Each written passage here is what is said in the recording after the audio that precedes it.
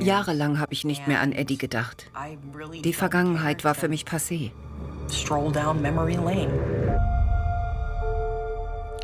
Allein die Vorstellung, nochmal das zu durchleben, was hinter mir liegt.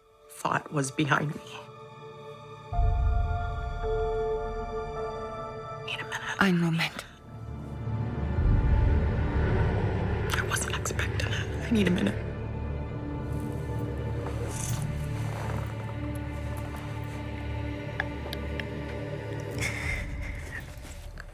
Ich krieg das hin.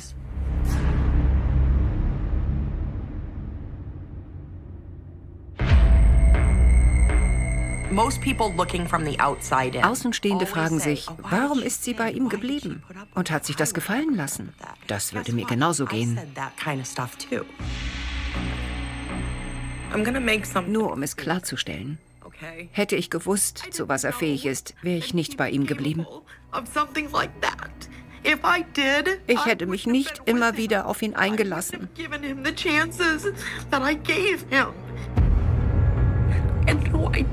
Aber ich hatte keine Ahnung, was er für ein Monster ist.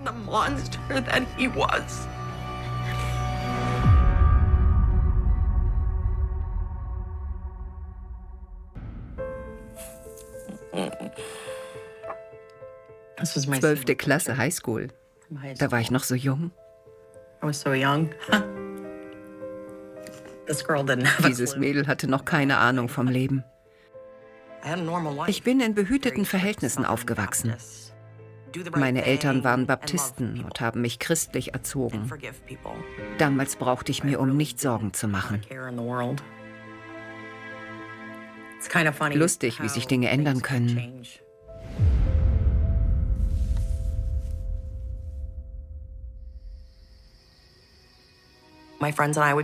Mit meinen Freunden ging ich oft tanzen. Und dabei lernte ich Eddie kennen. Er hatte hübsche Augen. Ich hielt ihn für einen anständigen Kerl.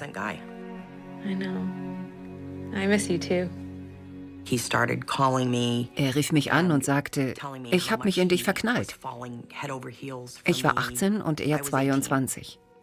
Eine Woche nach dem ersten Date schickte er mir ein Dutzend Rosen. Die sind wunderschön. Sie stehen gleich neben meinem Bett. Er schien unsterblich in mich verliebt zu sein. Ich erfuhr, dass er in Scheidung lebte, ein Kind hatte und früher Alkoholiker war. Aber er meinte, ich habe mich geändert. Ich vergeige es nicht nochmal.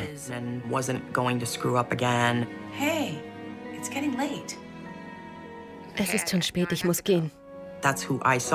Für mich sah es so aus, als ob er einen neuen Weg einschlagen würde. Ich war völlig unvorbereitet auf das, was auf mich zukommen sollte.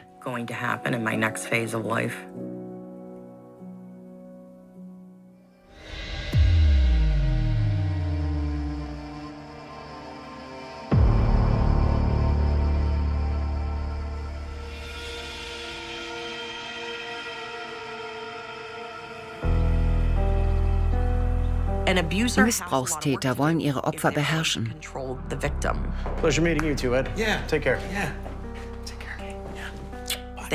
Sie manipulieren dich so geschickt, dass du glaubst, nicht ohne sie auskommen zu können.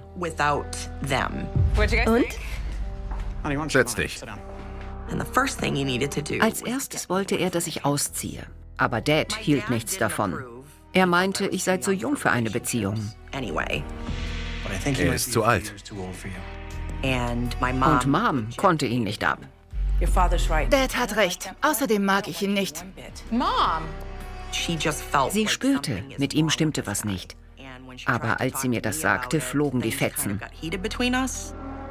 Mit dem ist was faul. Du bist voreingenommen.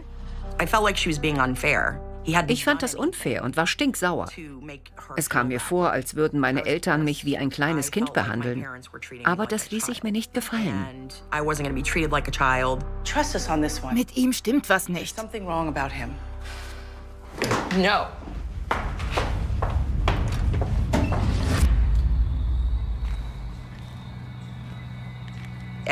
Eddie meinte, du bist 18. Lass dir von deinen Eltern nicht vorschreiben, was du zu tun hast. Du bist erwachsen, verhalt dich auch so. Sieh doch einfach aus. Sag, ich lebe so, wie ich es will. Also ich weiß nicht. Es ist cool, eine eigene Bude zu haben. Ich dachte, okay, mit 18 darf ich das. Und dann bin ich bei einer Freundin eingezogen, die ganz in der Nähe von Eddie wohnte. Ich habe noch Geld, das ich für meinen Highschool-Abschluss bekommen habe. Mit meinem Auszug wollte er mich unter Kontrolle bekommen. Heute ist mir das klar. Aber damals wusste ich das nicht.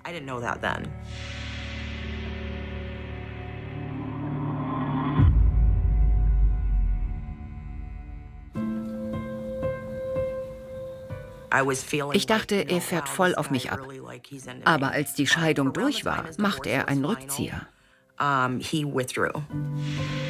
Hey, it's me again. Just calling you again. Kein Rückruf. Er war wie vom Erdboden verschluckt. I hope you're okay. Bye. Ich war verletzt, enttäuscht und wütend. Ich dachte, er hat mit mir gespielt. In Zukunft gucke ich mir genauer an, auf wen ich mich einlasse.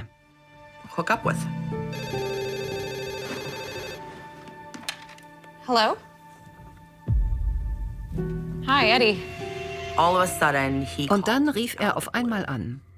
Er wollte mit mir sprechen und klang sehr emotional.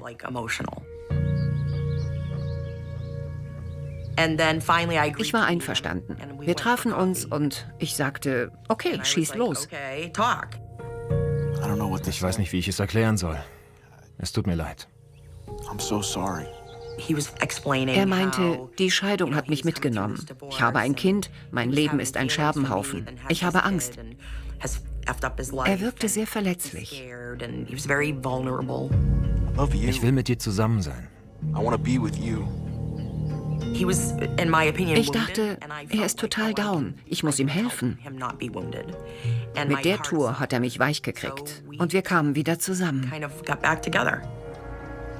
Verzeihst du mir? Und dann nahmen die Dinge ihren Lauf.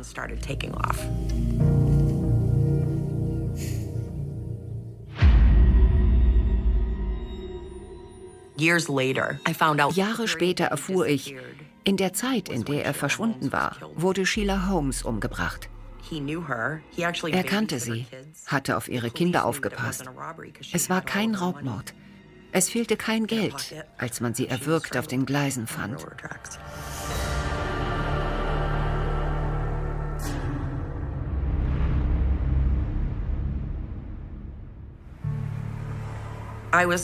Auf einmal war mir morgens übel. Wie sich herausstellte, war ich schwanger. Zuerst hatte ich ein wenig Bammel, aber dann war ich glücklich, ein Kind zu bekommen. Ich dachte, er würde sich auch freuen und mich in den Arm nehmen, wie man es in Filmen sieht. Ich muss dir was sagen. Was ist das? Soll das ein Witz sein? Aber er meinte sofort, du musst es wegmachen lassen. Was heißt das? Bin schwanger. Nein. Als er es erfuhr, war er wie ausgewechselt. Voller Hass. Nicht mein Problem. Hör auf! Wir müssen darüber sprechen. Ich lasse mir nicht nochmal ein Kind anhängen. Du bist wie alle anderen Frauen. Er beschimpfte und beleidigte mich. Ich kam mir vor, als hätte ich einen Schlag in den Magen bekommen. Du ruinierst nicht mein Leben. Ich war angepisst. Das hatte ich nicht erwartet. Ich dachte, Mist, Kerl, und bin abgehauen.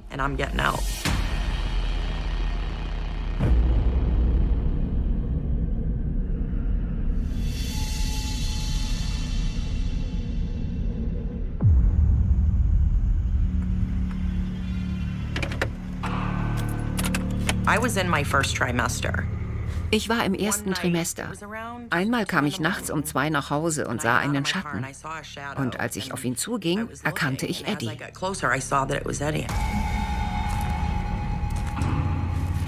Eddie? Hab dich gewarnt. Dann richtete er eine Waffe auf mich und sagte, in den Wagen, wir fahren ein Stück. Los. Ans Steuer. Eddie, Bitte nimm die Waffe runter. down. Jetzt löse ich das Problem. Ich hab dir gesagt, treib ab, aber du wolltest nicht hören. Jetzt kümmere ich mich drum. Ich hatte eine Mordsangst und sagte, ich dachte, du liebst mich. Warum tust du mir das an? Eddie, please. Es ist deine Schuld. Los.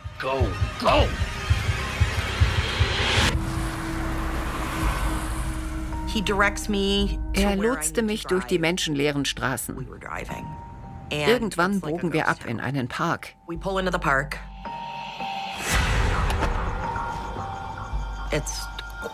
Es war totenstill. Und dann meinte er, jetzt bist du fällig. Walk into the woods. Don't look at me. Eyes forward. Er ging hinter mir. Und als wir einen Baum erreichten, befahl er, stell dich dahin. Jetzt ist es soweit. Eddie, please don't do this. So wie er mich ansah, war klar. Er hasst mich und will mich umbringen.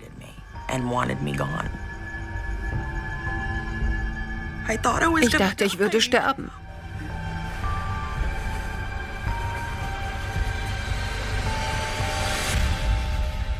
Das dachte ich.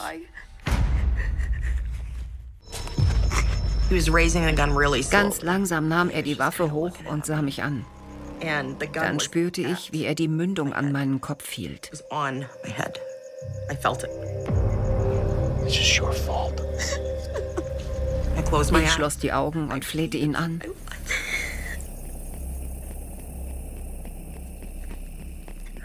Mich nicht umzubringen.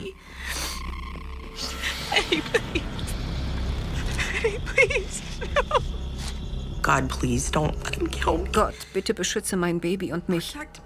Und nachdem ich das gesagt hatte, sah ich das Licht. Hey, Rochester Police, come on out of there. Mir fiel ein Stein vom Herzen, als ich den Polizisten hörte.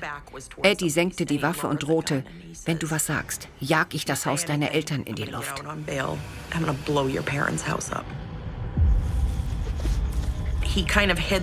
Auf dem Weg zum Auto versteckte er den Revolver. Am liebsten hätte ich gerufen, er hat eine Waffe. Aber ich dachte, dann bringt er meine Eltern um.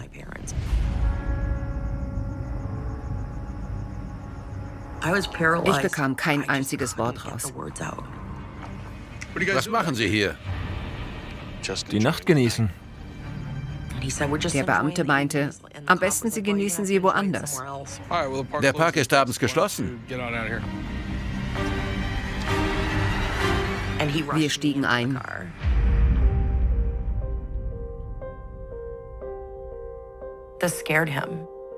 Er schien Angst zu haben und zeigte sich auf einmal wieder von seiner verletzlichen Seite. Alle Aggressivität war verschwunden und er sagte, Robin, du weißt, ich liebe dich. Es tut mir wirklich schrecklich leid. Was tue ich ohne dich? Ich habe keine Anzeige erstattet, denn ich hatte Schiss, er würde meiner Familie was antun. Ich zog wieder bei meinen Eltern ein und versuchte, das Ganze hinter mir zu lassen.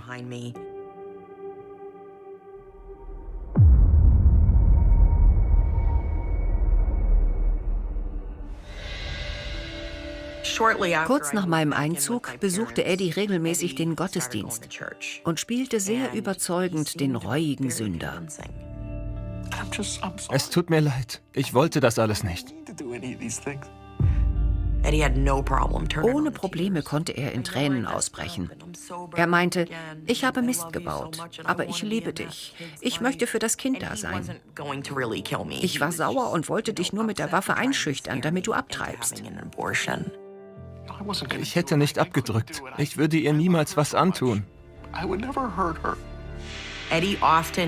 Eddie nahm oft Drogen oder betrank sich. Deswegen meinte er, er sei nicht verantwortlich für das, was im Suff- oder Drogenrausch passieren würde. Alkohol und Drogen? Ich bin trocken und clean. Dank euch, Vater. Zuerst dachte ich, niemals. Du bist doch nicht verrückt. Jesus vergibt denen, die um Vergebung bitten. Findest du die Kraft, Eddie zu vergeben? Doch die Kirche war der Ansicht, es sei nicht gut, als ledige Mutter ein Kind großzuziehen. Es bräuchte unbedingt seinen Vater. Eddie ist bereit, sich zu ändern.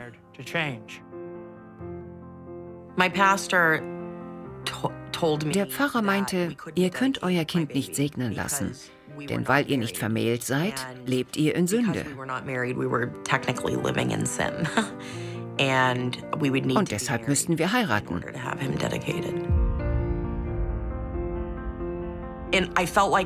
Es war für mich damals undenkbar, dass mein Kind ohne Gottes Segen aufwächst. Aus diesem Grund folgte ich dem Rat des Geistlichen.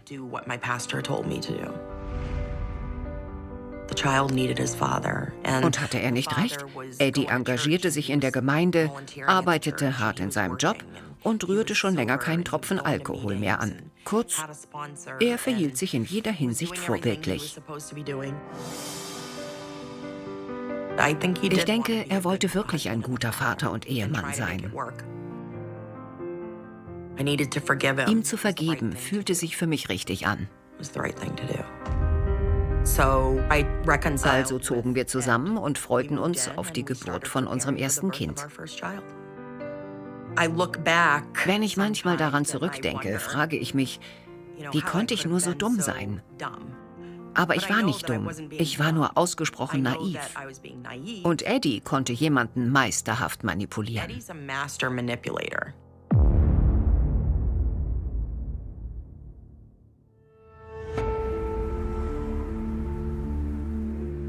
Wir saßen in der Kirche und der Pfarrer predigte zum Thema Vergebung.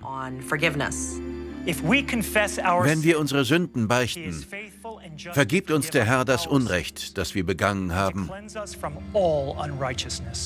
Während der Predigt sagte er, unter uns ist jemand, der einen Menschen umgebracht hat. Ein Mitglied unserer Kirchengemeinde hat gestanden, einen Mord begangen zu haben. Nein, ich sage nicht, wer es ist. Wir müssen nur eins wissen: Gott hat ihm vergeben.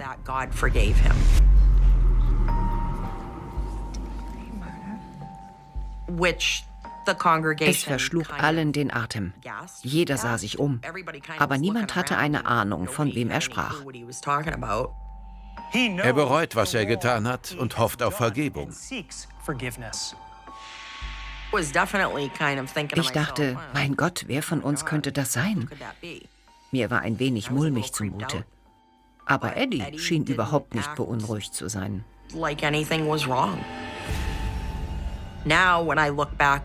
Rückblickend glaube ich, Eddie hat damals dem Pfarrer gebeichtet, dass er Sheila Holmes getötet hat.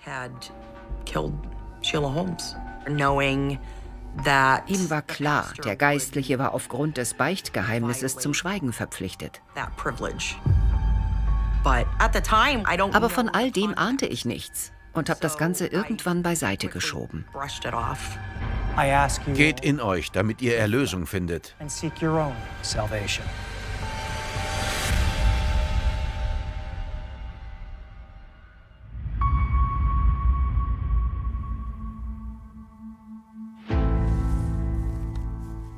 Mein Sohn wurde im März 1991 geboren und im Mai haben wir geheiratet. Bei der Geburt weinte Eddie vor Freude und sagte, der Kleine ist so hübsch und er hat eine ganz wundervolle Mama. Er bedankte sich überschwänglich bei mir, dass ich unseren Sohn zur Welt gebracht hatte.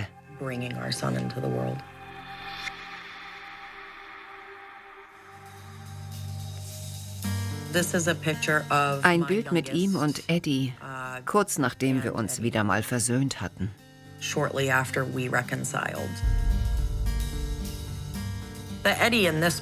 Der Eddie auf diesem Foto war ein netter, sympathischer Kerl, der seine Frau und seine Kinder über alles liebte.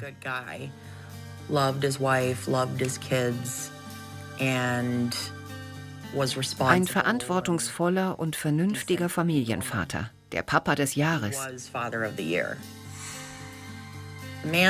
Jemand, der stolz seinen Sohn auf dem Arm hielt. Damals war ihm bewusst, dass es seine letzte Chance war. Er würde alles verlieren, wenn er sich nicht zusammenreißt.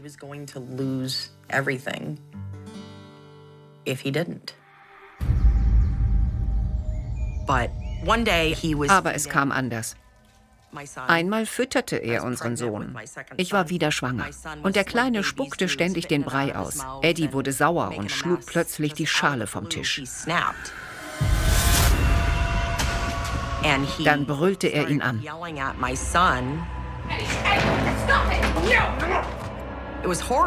Es war schrecklich. Ich rief, hör auf, er ist doch noch ein Baby. Daraufhin holte Eddie aus und verpasste mir einen Schlag ins Gesicht. Und ich schlug sofort zurück. In dem Moment sah ich, wie sich sein Blick veränderte und seine dunkle Seite wieder zum Vorschein kam.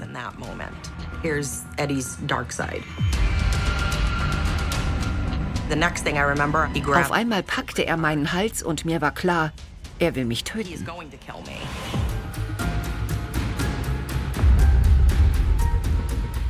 Ich bekam keine Luft mehr. Mein Sohn schrie und mein letzter Gedanke war, ich muss zu ihm.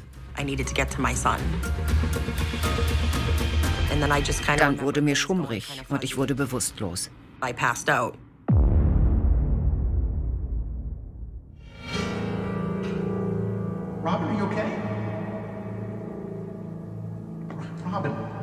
Ich weiß nur noch, dass ich irgendwann aufwachte. Robin, please. Robin? Er war über mich gebeugt und in Tränen aufgelöst. Bitte wach auf, Robin, es tut mir leid. I'm so sorry.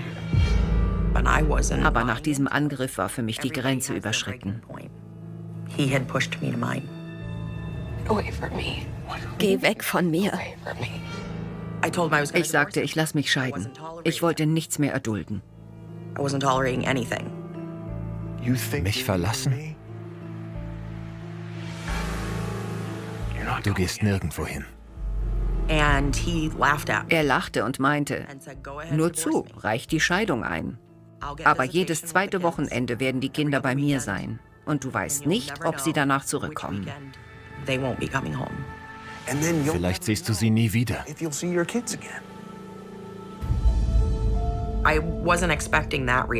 Mit dieser Reaktion hatte ich nicht gerechnet. Er konnte blitzschnell umschalten.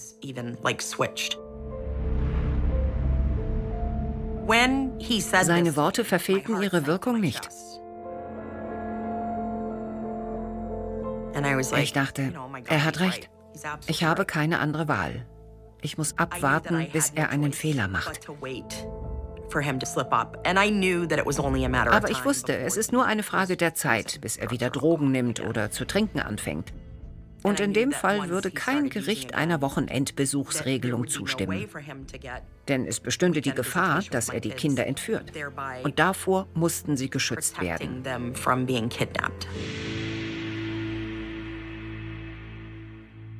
Also wartete ich geduldig.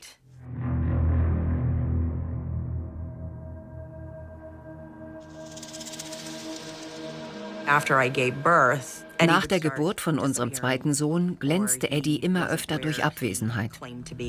Er kam selbst dann nicht nach Hause, wenn wir das fest vereinbart hatten. Einmal blieb er die ganze Nacht weg. Ich wusste, er dröhnt sich irgendwo voll. Und mir war klar, das ist die Chance, meine Kinder vor ihm zu schützen. Am Morgen rief ich die Polizei. Ich sagte, mein Mann hat Drogen genommen. Ich befürchte, dass er gewalttätig wird. Ich fühle mich hier mit den Kindern nicht sicher. In dem Moment kam Eddie nach Hause. Was ist los? Er gab zu, gekokst zu haben. Es ist vorbei. Du musst jetzt gehen. Ich wohne hier. Kann mir das jemand erklären? Ich sagte den Beamten, mein Mann hat mich bereits mit einer Waffe bedroht und mich gewürgt. Ich habe Angst vor ihm. Gehen Sie. Du kommst hier nie mehr rein. Eddie weinte und meinte, kann ich wenigstens meine Sachen holen? Die hatte ich bereits in eine Einkaufstüte gepackt und warf sie ihm zu.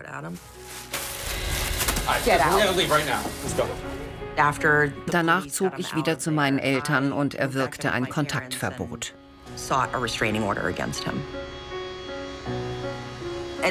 Für mich war die Beziehung vorbei.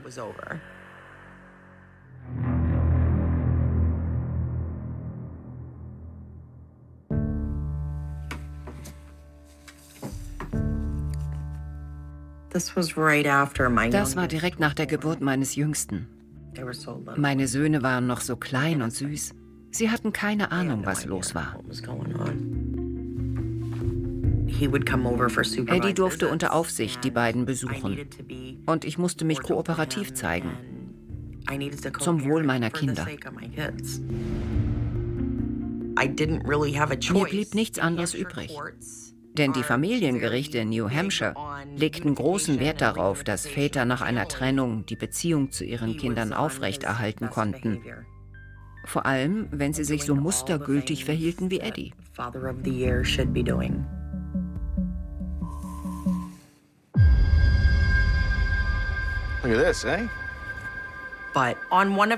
Aber dann kam er zu einem der Besuchstermine mit einem furchteinflößenden Tattoo auf dem Arm. Spitze Klauen, die Haut aufschlitzten. Was ist das?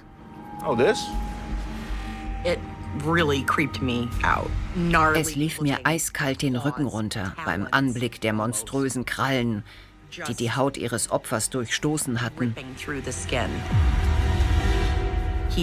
Er meinte, es wären seine Dämonen, die so versuchen würden, rauszukommen.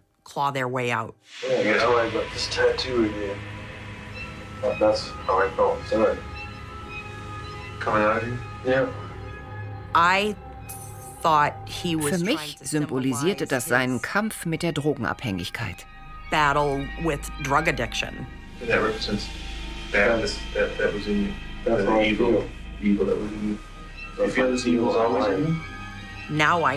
Heute weiß ich, seine Dämonen waren viel dunkler und mächtiger, als ich es damals für möglich gehalten habe.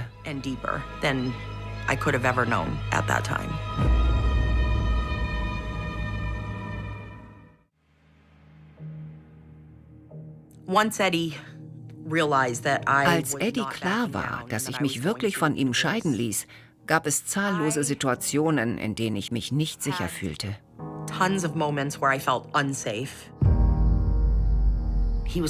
Oft rief er mich nachts mehrmals an.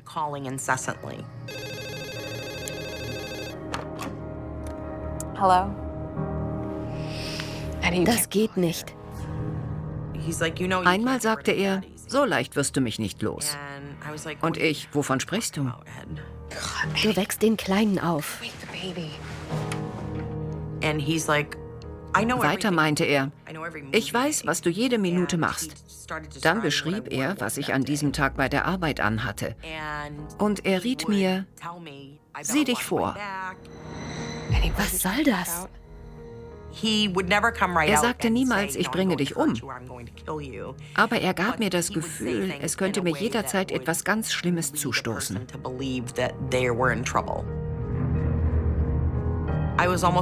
Ich musste unwillkürlich an die Nacht denken, in der er mich mit gezückter Waffe entführt hatte und meinte, lass mich in Ruhe. Du verstößt gegen das Kontaktverbot. Ruf mich nicht nochmal an.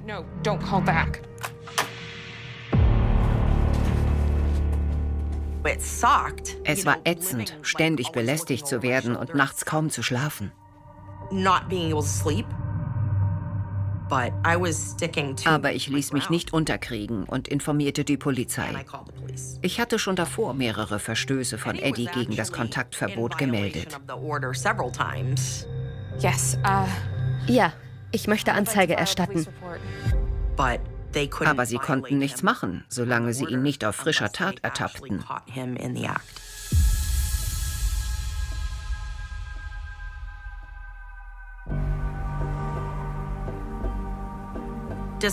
Trotz des Kontaktverbots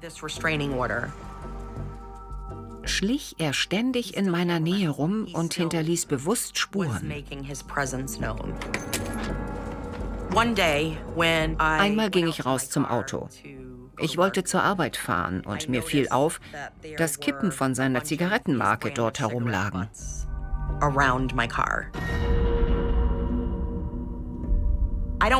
Ich hatte keine Ahnung, wo er steckte.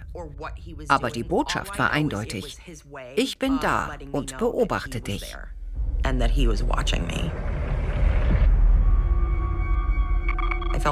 Ich spürte ständig seine Blicke.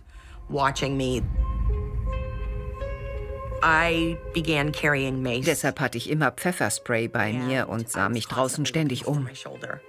Und bevor ich ins Auto stieg, checkte ich die Rücksitze.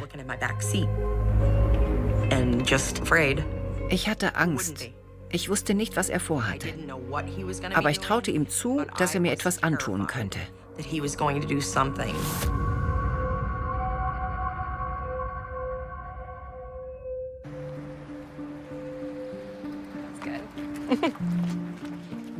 Wir kamen gerade aus einer Pizzeria. Robin? Ich muss mit dir sprechen. Ich vermisse die Kinder. Es gibt ein Kontaktverbot. Er wollte unbedingt mit mir reden. Aber ich setzte die Jungs ins Auto und sagte, ich will nicht mit dir sprechen. Ich habe keine Zeit, ich muss los. Nur kurz. Verschwinde. Als er näher kam, sah ich plötzlich 3 ziemlich große Kratzspuren auf seinem Gesicht.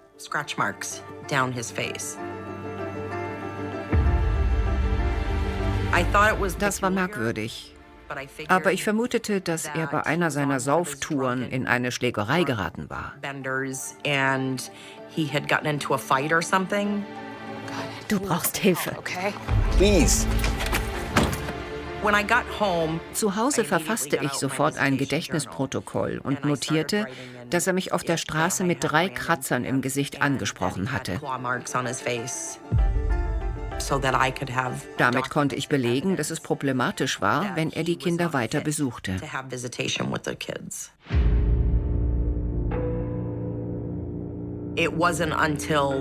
Erst ein Jahr später wurde mir klar, an dem Wochenende vor diesem Zwischenfall war er nicht zum vereinbarten Besuchstermin gekommen. Und genau an diesem Wochenende ist Carol Caswell ermordet worden. Wahrscheinlich stammten die Kratzspuren von ihr. Selbst 20 Jahre danach kann ich es immer noch nicht fassen.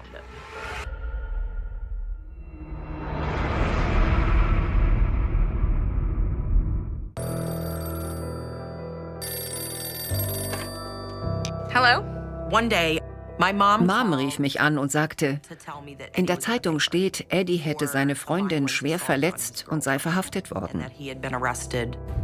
Auf welcher Seite? Das war schlimm. Ich rufe zurück. Ich war nicht überrascht. Genauso wie mich hatte er auch sie attackiert. Seine Freundin tat mir leid. Eddie wurde zu 20 Jahren Haft verurteilt. Frühestens nach 10 Jahren konnte er Bewährung beantragen. Ich war erleichtert. Solange er im Knast saß, hatte ich nichts zu befürchten.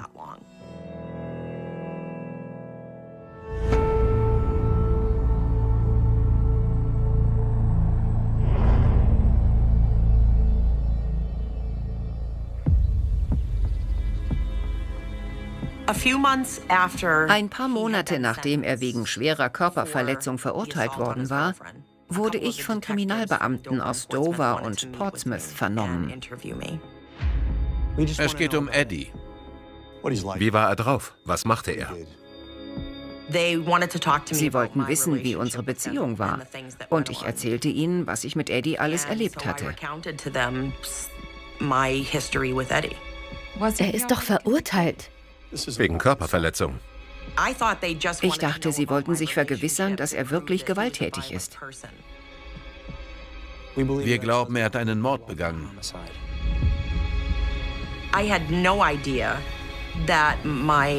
Ich hatte keine Ahnung, dass man gegen meinen Ex-Mann wegen des Mordes an Sheila Holmes und Carol Caswell ermittelte. Ich war schockiert. Ich kannte diese Frauen nicht. Von den Polizisten erfuhr ich, während des Übergriffs drohte Eddie seiner Freundin, er würde das Gleiche mit ihr machen wie mit Carol Caswell.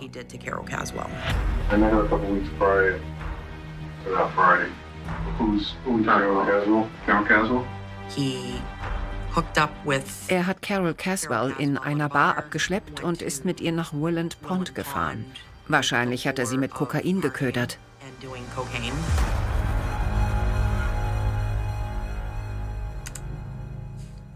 Did you try to have sex with him? I might have.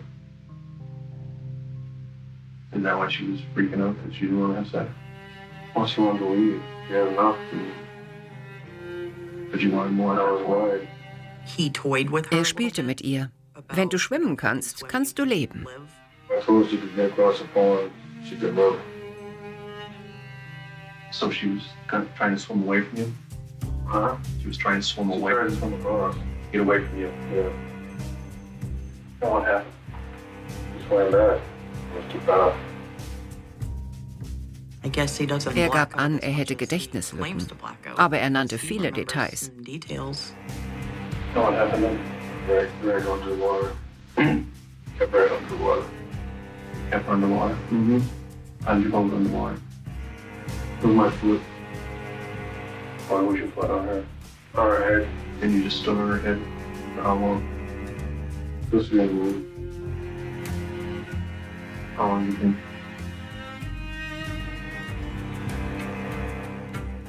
I don't know, I was thinking of me. Probably a couple minutes. Dass er so locker darüber plaudern kann. Es ist so, als würde er über eine Bedienungsanleitung oder ein Kuchenrezept sprechen. Why did you fall out? How did you fall out? You by her hair. You dragged by her hair. Yeah. Did you have her clothes on this time? No. She was totally naked. Yeah. Ich weiß nicht, was ich sagen soll. Das ist völlig irre. Mind-blowing. What happened then? Yeah, their clothes and everything. All over the clothes. They were beside the car. On the ground. Yeah. I put her in the trunk. And then put her on the truck. Er hat sie gequält und brutal ermordet. Danach machte es ihm sicher nichts aus, ihre Leiche in den Kofferraum zu schmeißen.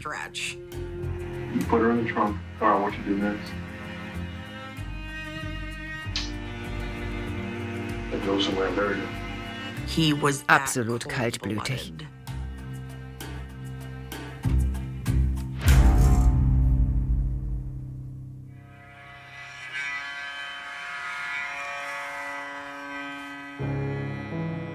Das sind Carol Caswell und ihre Tochter. Er hat diesem kleinen Mädchen seine Mom geraubt. Diese Frau hatte es nicht verdient, so zu sterben. Er hat sie auf unglaublich sadistische Art umgebracht.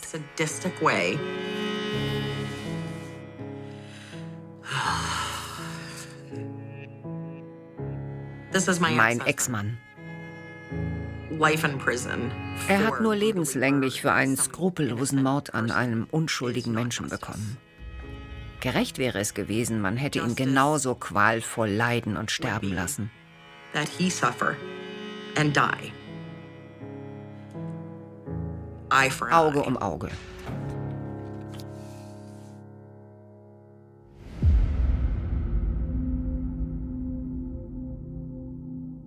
He was under investigation. Es wurde auch in diesem Fall gegen ihn ermittelt.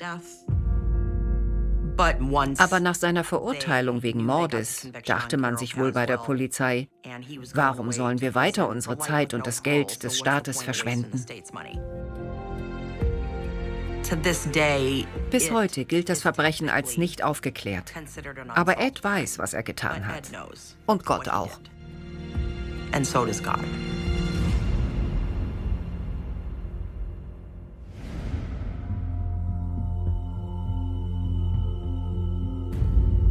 Sheila Holmes wurde ermordet, als sich Eddie und seine erste Frau scheiden ließen. Und Carol Caswell hat er während unserer Scheidung umgebracht. Hat er Sheila Holmes getötet, weil er die Wut auf seine erste Frau auf sie übertragen hat? Und hat er aus dem gleichen Grund Carol Caswell ermordet, anstatt mich? Das weiß niemand außer ihm. Doch Fakt ist, Sheila Holmes war genauso zierlich gebaut wie seine erste Frau und hatte wie sie dunkle Haare. Und Carol Caswell war voll schlank wie ich und hatte ebenfalls helle Haare.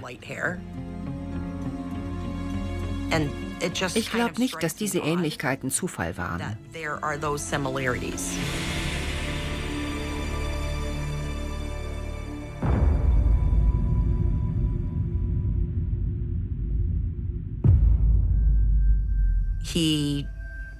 Er hat sich dafür bedankt, dass ich den Anruf entgegengenommen habe, sich für alles entschuldigt, was er mir angetan hat, und mich um Vergebung gebeten. Und das habe ich gemacht. So konnte ich loslassen und fühlte mich befreit. Vergeben bedeutet nicht zu vergessen. Vergeben bedeutet loszulassen. Nach dem Gespräch spürte ich, es ist endgültig vorbei. Ich konnte wieder durchatmen. Und lebte mein Leben weiter.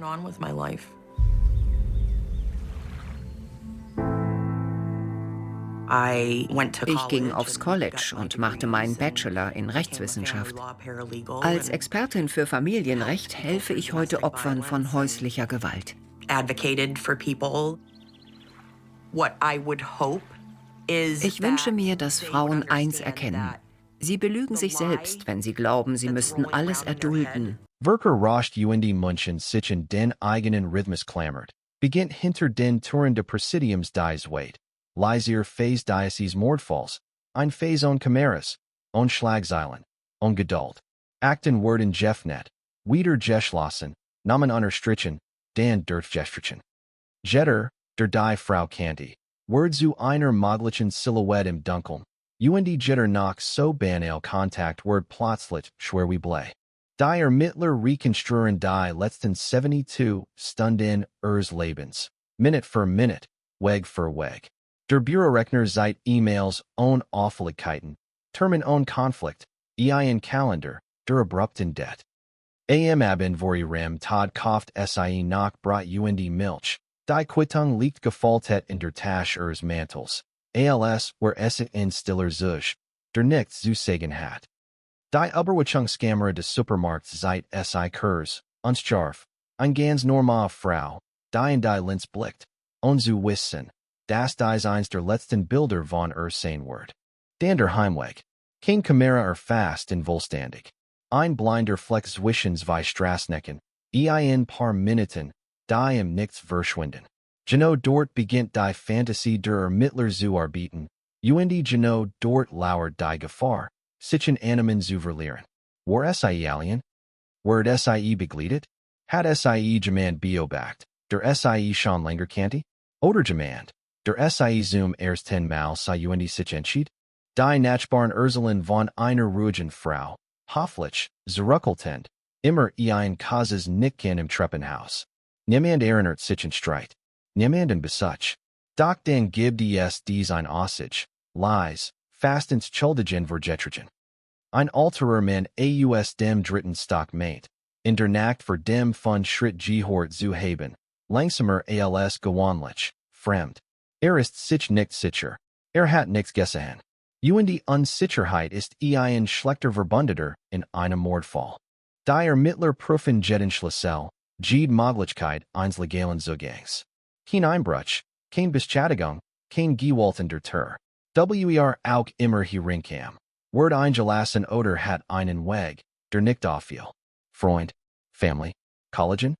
Eine himmlischer Partner rückt Kurs in den Fokus, sein Aussagen sind ruhig, fast zu ruhig, doch es hält den Stand. Alibis werden überprüft, bestätigt, wieder verworfen. Jeder Falschverdacht hinterlass spüren, nicht nur in der Akt, sondern in den Gesichtern der Beteiligten. Parallel dazu watcht der Druck von oben. Ein Mord ohne Motiv ist ein Makel für jede Police. Die Presse fragt nach Fortschritten, bekannt Phrasen. Die Ermittlungen dauern. Wir schließen nichts aus, wird, die Zeit kaufen sollen. Doch Zeit ist genau das, was dieser Fall zu Verschlingen scheint. Mit jedem Tag, der Verget, wird die Spurkultur, die Erinnerungen brüchiger, die Hoffnung dünner. Im Labor wird das wenig Material untersucht, das man sichern konnte. Hauptartikel. Versern. Der sichtbar biologisch Abdruck auf dem Glas. 2005 ist DNA ein Versprechen, aber kein Allheilmittel. Die Datenbanken sind begrenzt, Treffer selten. Das Ergebnis kommt nüchtern, sachlich, fast gleichgültig, kein Match. Ein Name weniger. Ein Termer, die sich schleißt. Und doch gibt es Details, die nicht passen wollen. Die Stellung des Körpers. Die Ordnung im Raum. Es wirkt nicht wie ein spannender Akt, sondern wie ein Ablauf, der vorher im Kopf existiert. Die Ermittler sprechen leise von einem Täter mit Kontrolle, jemandem, der kein Spuren hinterlassen wollt, oder glatt, es nicht zu tun. Jemandem, der wusst, wann gehen musst. Wochen werden zu Monaten. Der Fall verliert Priorität, rutscht im System nach unten, und ganz zu verschwinden. Neue Verbrechen drängen sich nach vorn, lauter, blutiger, leichter zu erklären. Der Morden dieser Frau bleibt zurück wie ein Echo, das niemand mehr hören will. Für ihr Family ist das Schweigen ohrenbetäubend. Für die Ermittler ein offener Nerv. In den inneren Besprechungen taucht ein Wort immer wieder auf, fast flusternd, Zufall. Die Möglichkeit, dass sich Täter und Opfer in ein Zuver begegnet sind, dass es kein Verbindung gibt, die man finden kann. Ein Gedank, der Angst macht, weil bedeutet, dass Ordnung und Logik versiegen konnten. Dass Sicherheit eine Illusion ist. Als das erste Jahr vergeht, wird der Ordner offiziell als unklart markiert. Ein nüchterner Stempel, der mehr geübt hat als jede Schlagzeile. Der Mord ist jetzt ein Cold Case in Insthang, ein Fall, der nicht mehr täglich brennt, sondern langsam unter der Asche glüht. Doch selbst in dieser Phase, wenn die Hoffnung schrumpft und die Routine übernimmt, gibt es Menschen, die nicht loslassen können. Ein Ermittler behält ein Kopie der Fotos. Ein anderer liest die Akt immer wieder, nachts, auf der Such nach dem einen Detail, das alle überschen haben. Draußen verändert sich München weiter.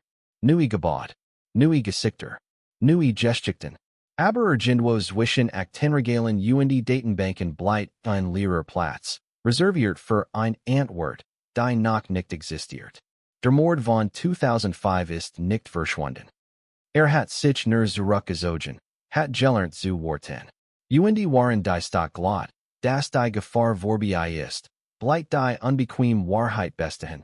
Das Gitten hat, ist nie gegangen. Ist einfach im Rauschen der Zeit untergetaucht. Was einst ein akuter Schock war, wird zu einem Schatten, der immer dann auftaucht, wenn jemand versucht, Ordnung in die Vergangenheit zu bringen.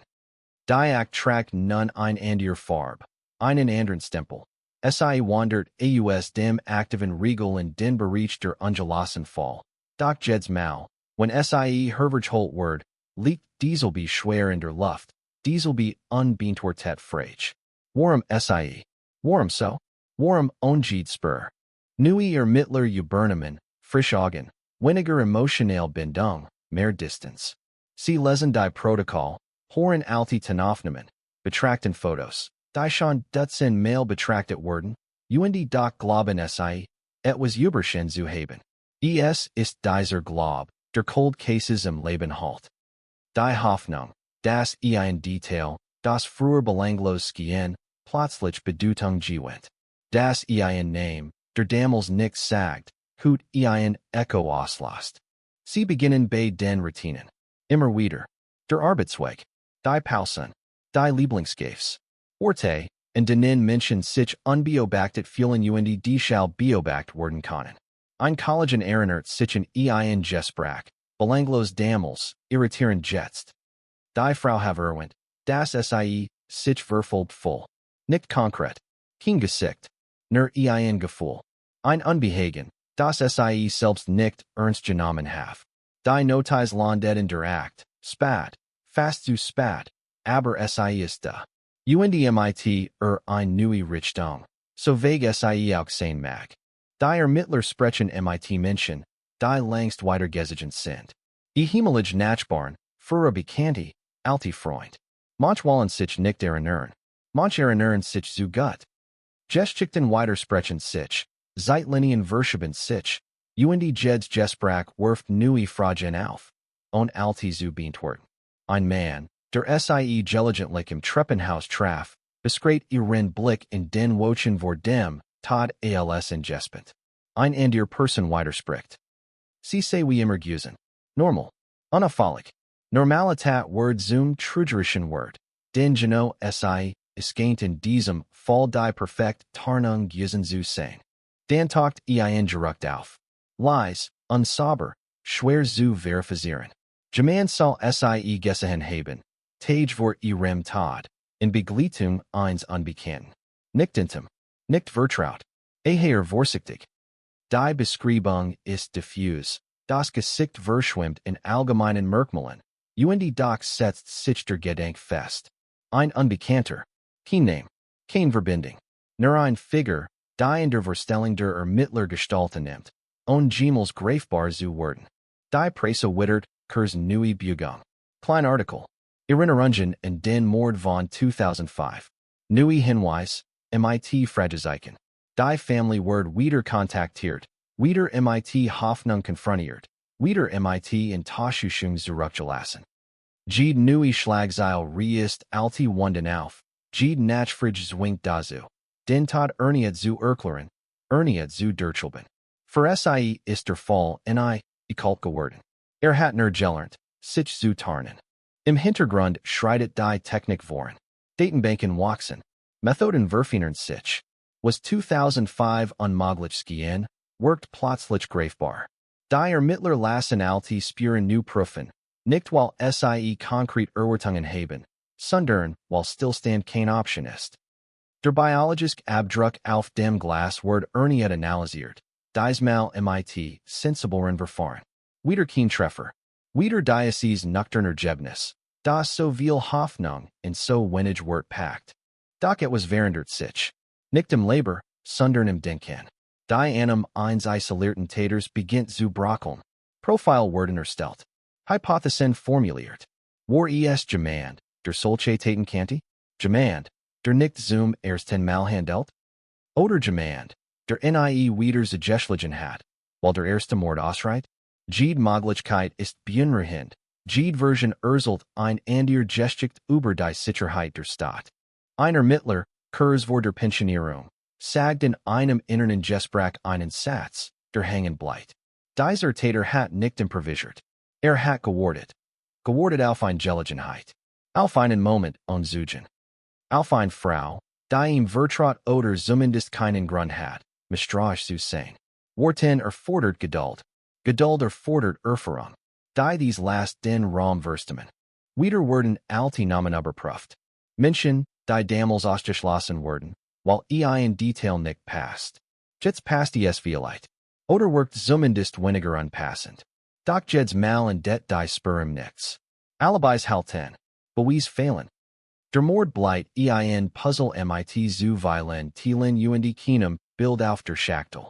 Mit den Jahren verandert, sich auf der Ton der Inneren Vermerk. Wo früher Dringlichkeit stand, liest man jetzt Vorsicht. Wo früher Hoffnung war, ist nun Beharrlichkeit. Niemand spricht mehr von schneller Aufklärung. Es geht nur nach darum, den Fall nicht sterben zu lassen. In Bewegung zu halten. In Präsent zu halten in einer Welt. Die standig nach dem nächsten Verleit. Die Stadt erinnert sich kaum nach. Für viel ist der Mord von 2005 ein Randnotiz. Ein dunkler Punkt in der Statistik. Doch genau das ist was Cold Cases gefahrlich macht. Sie verschwinden im Raschen. Sie werden zu Geschichten ohne Ende, zu Warnungen ohne Konsequenzen. Und irgendwo, vielleicht nur wenige Straßen entfernt, let jemand, der Weiss, was Ingenieur nacht Geska. Jemand, der gelernt hat, mit diesem Wissen zu leben.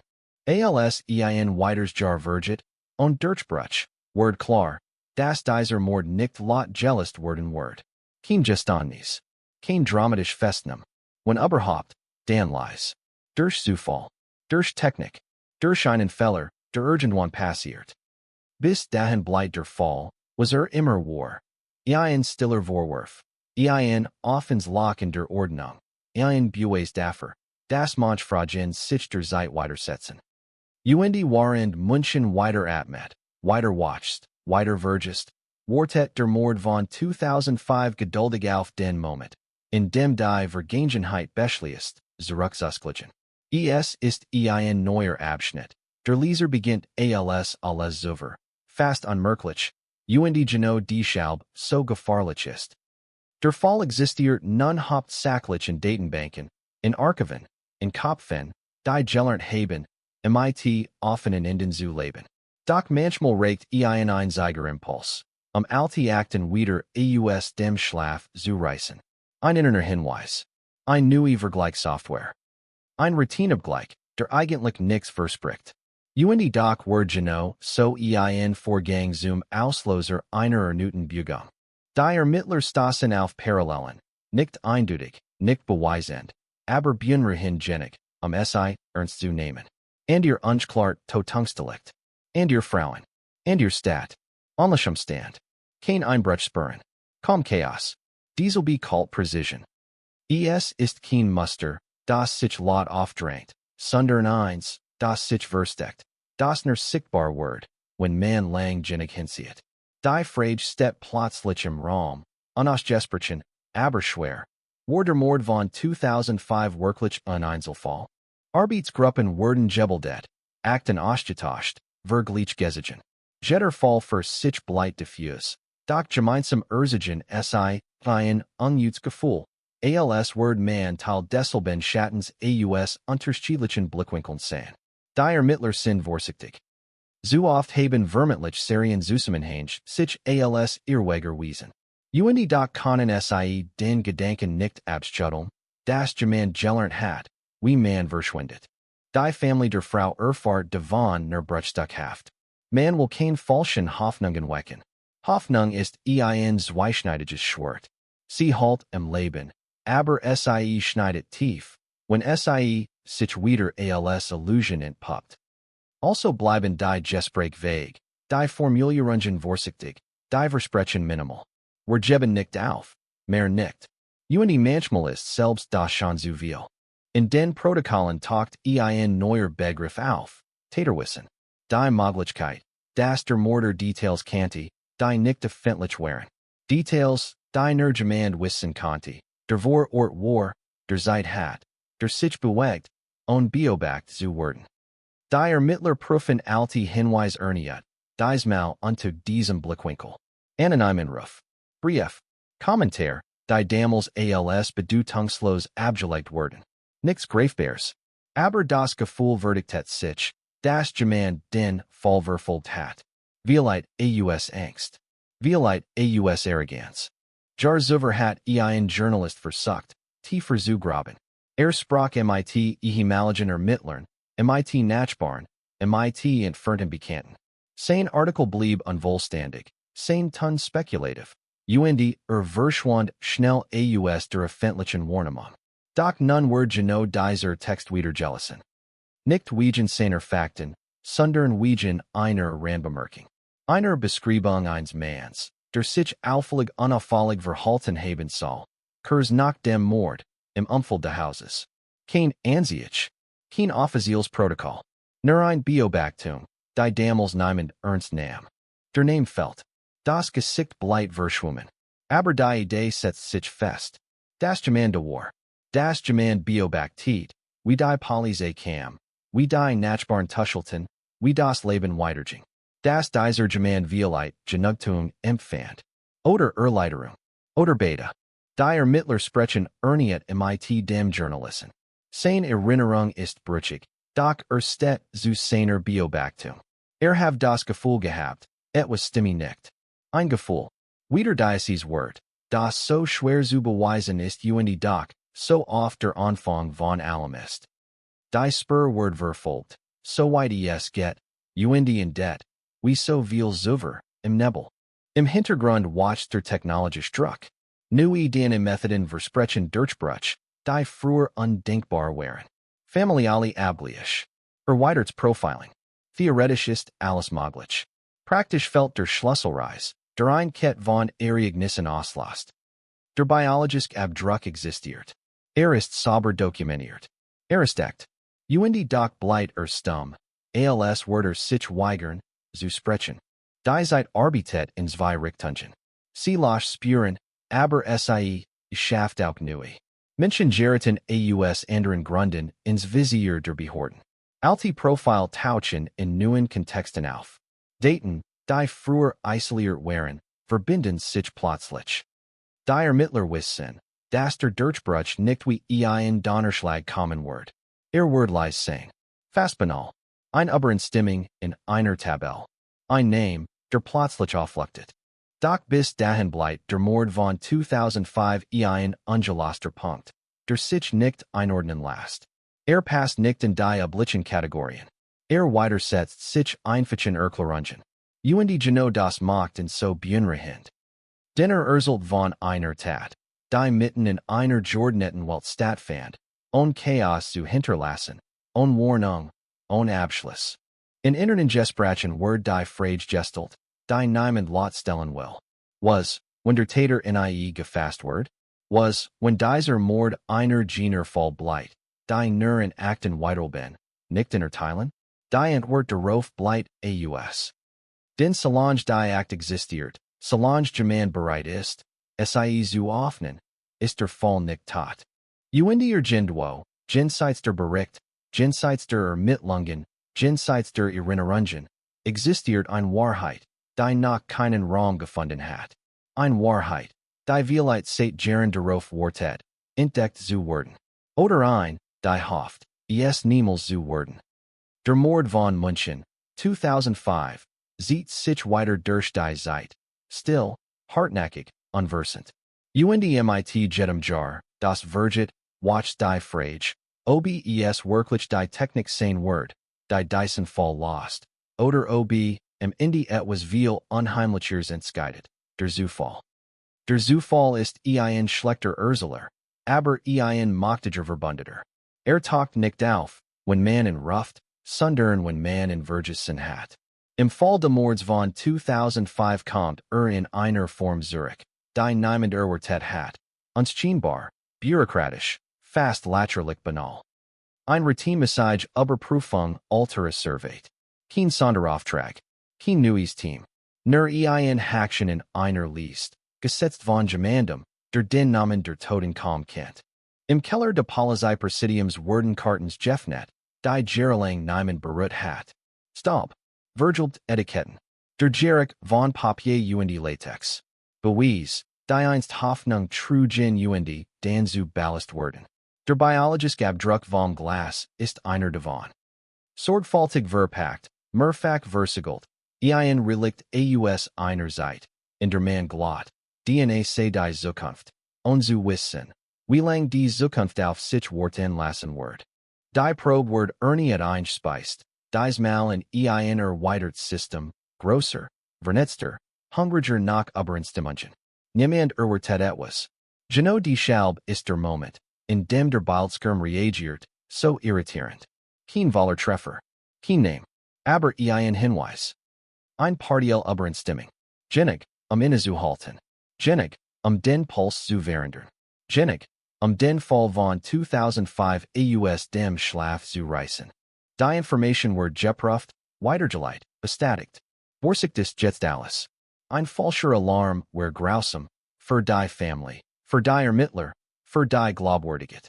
Doch je länger man hinzieht, desto klarer wird, das ist kein Zufallstreffer. Es ist ein Spur, dun wie ein Faden, aber belastbar. Sie führt nicht zu einer Person, sondern zu einer Familie. Zu einer genetischen Nähe. Zu einer Möglichkeit. Intern Meetings werden ein Berufen, diesmal hinter verschlossenen Türen. Alte Gesichter tauchen wieder auf, neue Horen aufmerksam zu. Der Ton ist anders als früher. Weniger Spekulation. Mehr Spannung. Der Fall hat plötzlich geübt zurückgewonnen. Nicht, weil jealous ist, sondern weil sich bewegt. Die Bewegung ist alles, was man sich nach all den Jahren wünscht. Die Ermittler rekonstruieren Stammbaumfragment, vergleichen Daten, suchen nach Männern, die 2005 in München gewesen sein konnten, die Zugang zu der Gegend hatten, die in kein Raster passten. Die Liste ist lang, unübersichtlich, frustrierend. Aber sie existiert. Zum ersten Mal seit Jahren existiert etwas, das man bearbeiten kann, etwas, das nicht nur aus Fragen besteht. Parallel dazu kehrt der Fall in die Medien zurück.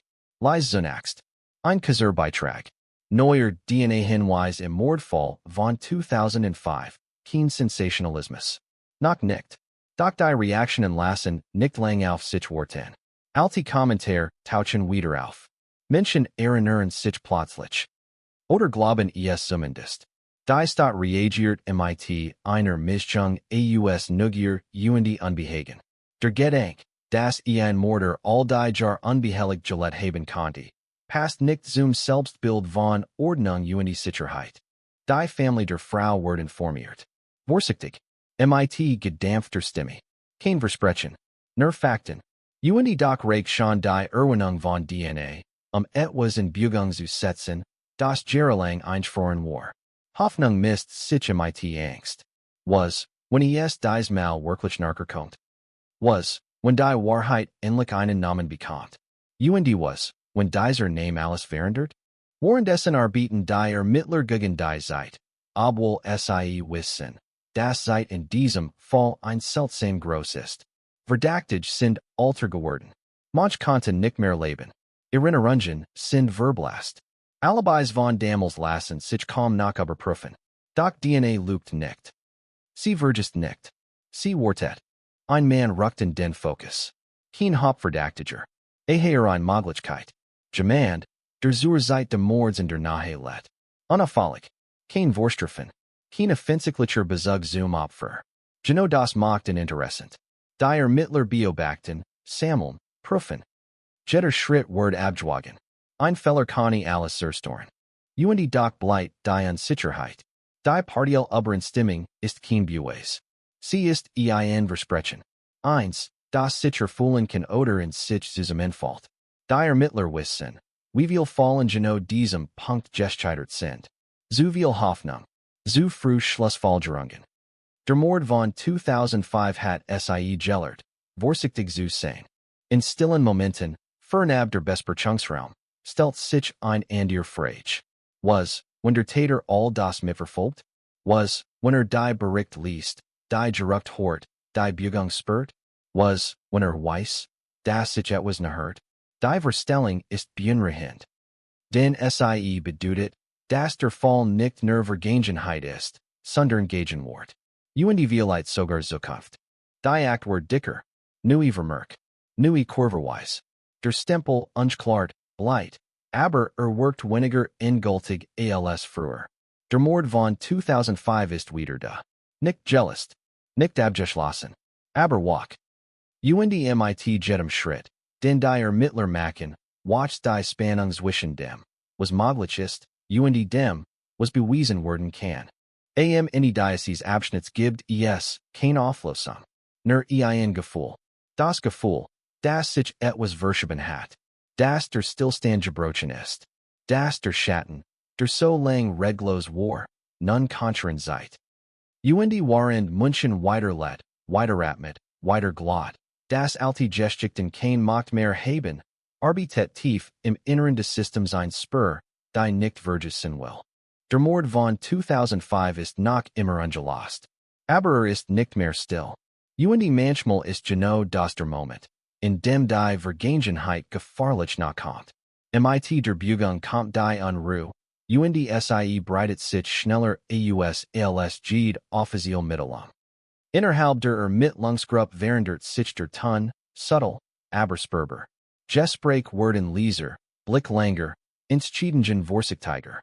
Jeder weiß, dass sich auf deinem bewegen, auf einer Spur, die Tragfähig sein konnte oder unter dem nächsten Schritt einbricht. Die partiell den Übereinstimmung hängt wie Versprechen im Raum, das niemand laut aussprechen will. Der Mann, der ins Blickfeld geraten ist, let gewöhnliches Leben. Arbeit, Family, Routine, kein Dramatik, kein auffälligen Brücke. Genau das macht den gefahrlich als Verdächtigen und verletzlich als Mensch. Die Ermittler beobachten aus der Distanz, prüfen Befähigungsprofil, alte Meldunterlagen, Telefonrechnungen von damals, soweit sie noch existieren. Sie suchen nicht nach Schuld, sondern nach Widersprechen. Und Widersprüche sind selten bei Menschen, die gelernt haben, sich anzupassen. Es gibt Tage, in denen alles stillzustand geht. Kein neuen Daten, kein neuen Hinweis. Nur das Warten auf Rückmeldungen aus anderen Behörden, aus anderen Bundesländern, aus Systemen, die langsam malen. In solchen Tagen kehrt der alte Zweifel zurück. Die Angst, dass man sich erniert während hat, dass der Mord von 2005 weiters mal Hoffnung verschlingt und nichts zurückgibt. Dan tauchen neue Fragment auf. Kein Beweis, eher Kontext. Der Mann war damals Häufiger in München, als zunächst angenommen. Beruflich, unregelmäßig, nicht dokumentiert, aber plausibel. Kann die Gegend. Hat dort sein können. Es ist kein Durchbruch. Aber es ist ein Riss in der Oberfläche der Unauffälligkeit. Und die Riss sind gefahrlich, weil sie liegt hängen lassen. Die Ermittler beginnen, alte Zeugen zu kontaktieren, diesmal mit gezielteren Fragen. Erinnerungen sind trügerisch, aber manchmal reicht ein kleiner Impuls, etwas zu verschieben. Ein Nachbarn erinnert sich plötzlich an ein fremdes Auto, das öfter vor dem Haus stand. Sie ist sich nicht sicher, sie war damals beschäftigt. Aber das Bild lässt sie nicht los. Ein anderes Detail fügt sich hinzu. Los, unverbunden, aber nicht irrelevant. Gleichzeitig wächst die medial Aufmerksamkeit. Blogs greifen das Thema auf. True Crime Foren diskutieren Theorien. Namen werden genannt, verworfen, neu kombiniert. Die Ermittler verfolgen diese Diskussionen mit Skepsis. Öffentlichkeit kann helfen, aber sie kann auch zerstören. Ein falsches Gerücht reicht aus, Existenzen zu beschädigen und Spuren zu verbrennen. Deshalb bleibt der offizielle Informationsfluss minimal, kontrolliert, fast steril. In turn stellt sich ein neue Frage. Wenn der Mann tatsächlich eine Verbindung hat, wenn der gesucht Täter ist, warum ist all die Jahre unauffällig geblieben? Kein weiteren bekannten Taten, kein Eskalation, kein Wiederholing. Das Profil passt nicht zu ganzigen Mustern, und genau das irritiert. Vielleicht war der Mord kein Beginn, sondern ein Ende. Oder ein Ausreißer. Oder etwas, das aus einer Situation heraus entstand, die wieder reproduziert wird. Die Ermittler sprechen über Opportunität. Über einen Moment, der sich auf nicht und wieder schloss. Über jemanden, der erkannt, dass etwas tun konnte, und es tat, zu wissen, warum, oder es später erklären zu können. Solche Taten hinterlassen kein klaren Motiv. Sie hinterlassen nur Leer. Und Leer ist schwer zu füllen, selbst mit modernster Technik. Ein Antrag wird vorbereitet. Vorsichtig formuliert. Juristisch wasserdicht. Es geht weiter proben. Vergleichsmaterial. Die Möglichkeit, die partiell Übereinstimmung zu präzisieren. Jeder Schritt wird mehrfach geprüft. Ein Feller hier Connie nicht nur den Fall, sondern auch Carrieren bin den. Die Entscheidung sieht sich. Tage worden zu wochen. Die Spannung bleibt. Constant, Zermerbend. Währenddessen denkt jemand und deres vielleicht über genau die Schritt nach. Vielleicht liest zwischen den Zeilen Bericht. Vielleicht spürt die Veränderung, ohne sie benennen zu können. Vielleicht erinnert sich in 2005 an Details, die niemand sonst kennt, an einen Raum, an ein Glas, an einen Moment der Still. Oder vielleicht verdrängt alles erfolgreich, let weiter, überzeugt davon, dass die Vergangenheit nicht einholen kann. In der Ermittlungsgruppe wird wenig geschlafen. Akten werden bis spät in die Nacht gelassen, immer wieder dieselben Seiten, immer wieder dieselben Fotos. Der Mord von 2005 hat ein Eigenleben entwickelt. Ist kein Alterfall mehr. Ist ein Gegenüber. Etwas, das reagiert, wenn man sich nicht hört, sich zurückzieht, wenn man glaubt, es zu greifen. Als schließlich die Genehmigung für den nächsten Schritt erteilt wird, gibt es keinen Jubel. Nur ein kurzes Nick kann. Ein leises Einverständnis. Alle wissen, dass dies ein Punkt ist, in dem sich alles ändern kann oder nichts. Die Erwartung ist fast schmerzhafter als die Jar des Stillstands. Doch bleibt etwas Unausgesprochenes im Raum. Die Möglichkeit, dass selbst dies Spur ins Leer führt. Dass der Mann unschuldig ist. Dass die DNA zwar echt ist, aber nicht zur Tat gehört. Dass der Mord von 2005 sich erneut entzieht, elegant, unerreichbar. Dies Möglichkeit wird nicht verdrängt. Sie wird akzeptiert.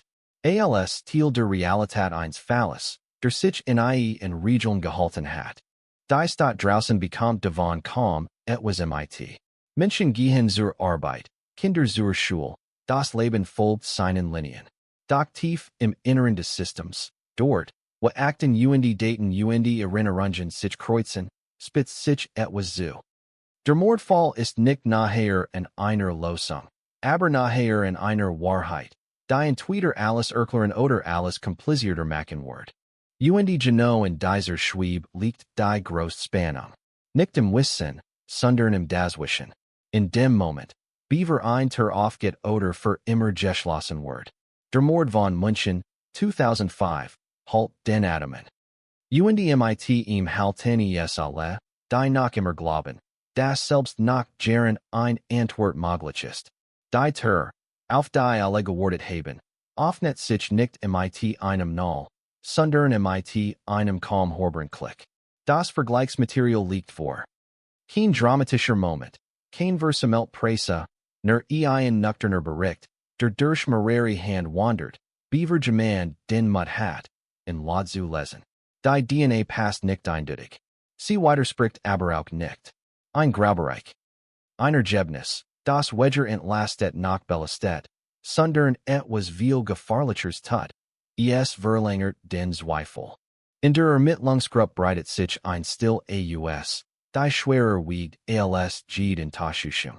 Wochen der Vorbereitung, Monat der Hoffnung, Jahr der Geduld, nun ein Resultat, das sich jeder klaren Interpretation entzieht. Juristisch reicht es nicht. Emotional ist es zu viel, es einfach abzuliegen.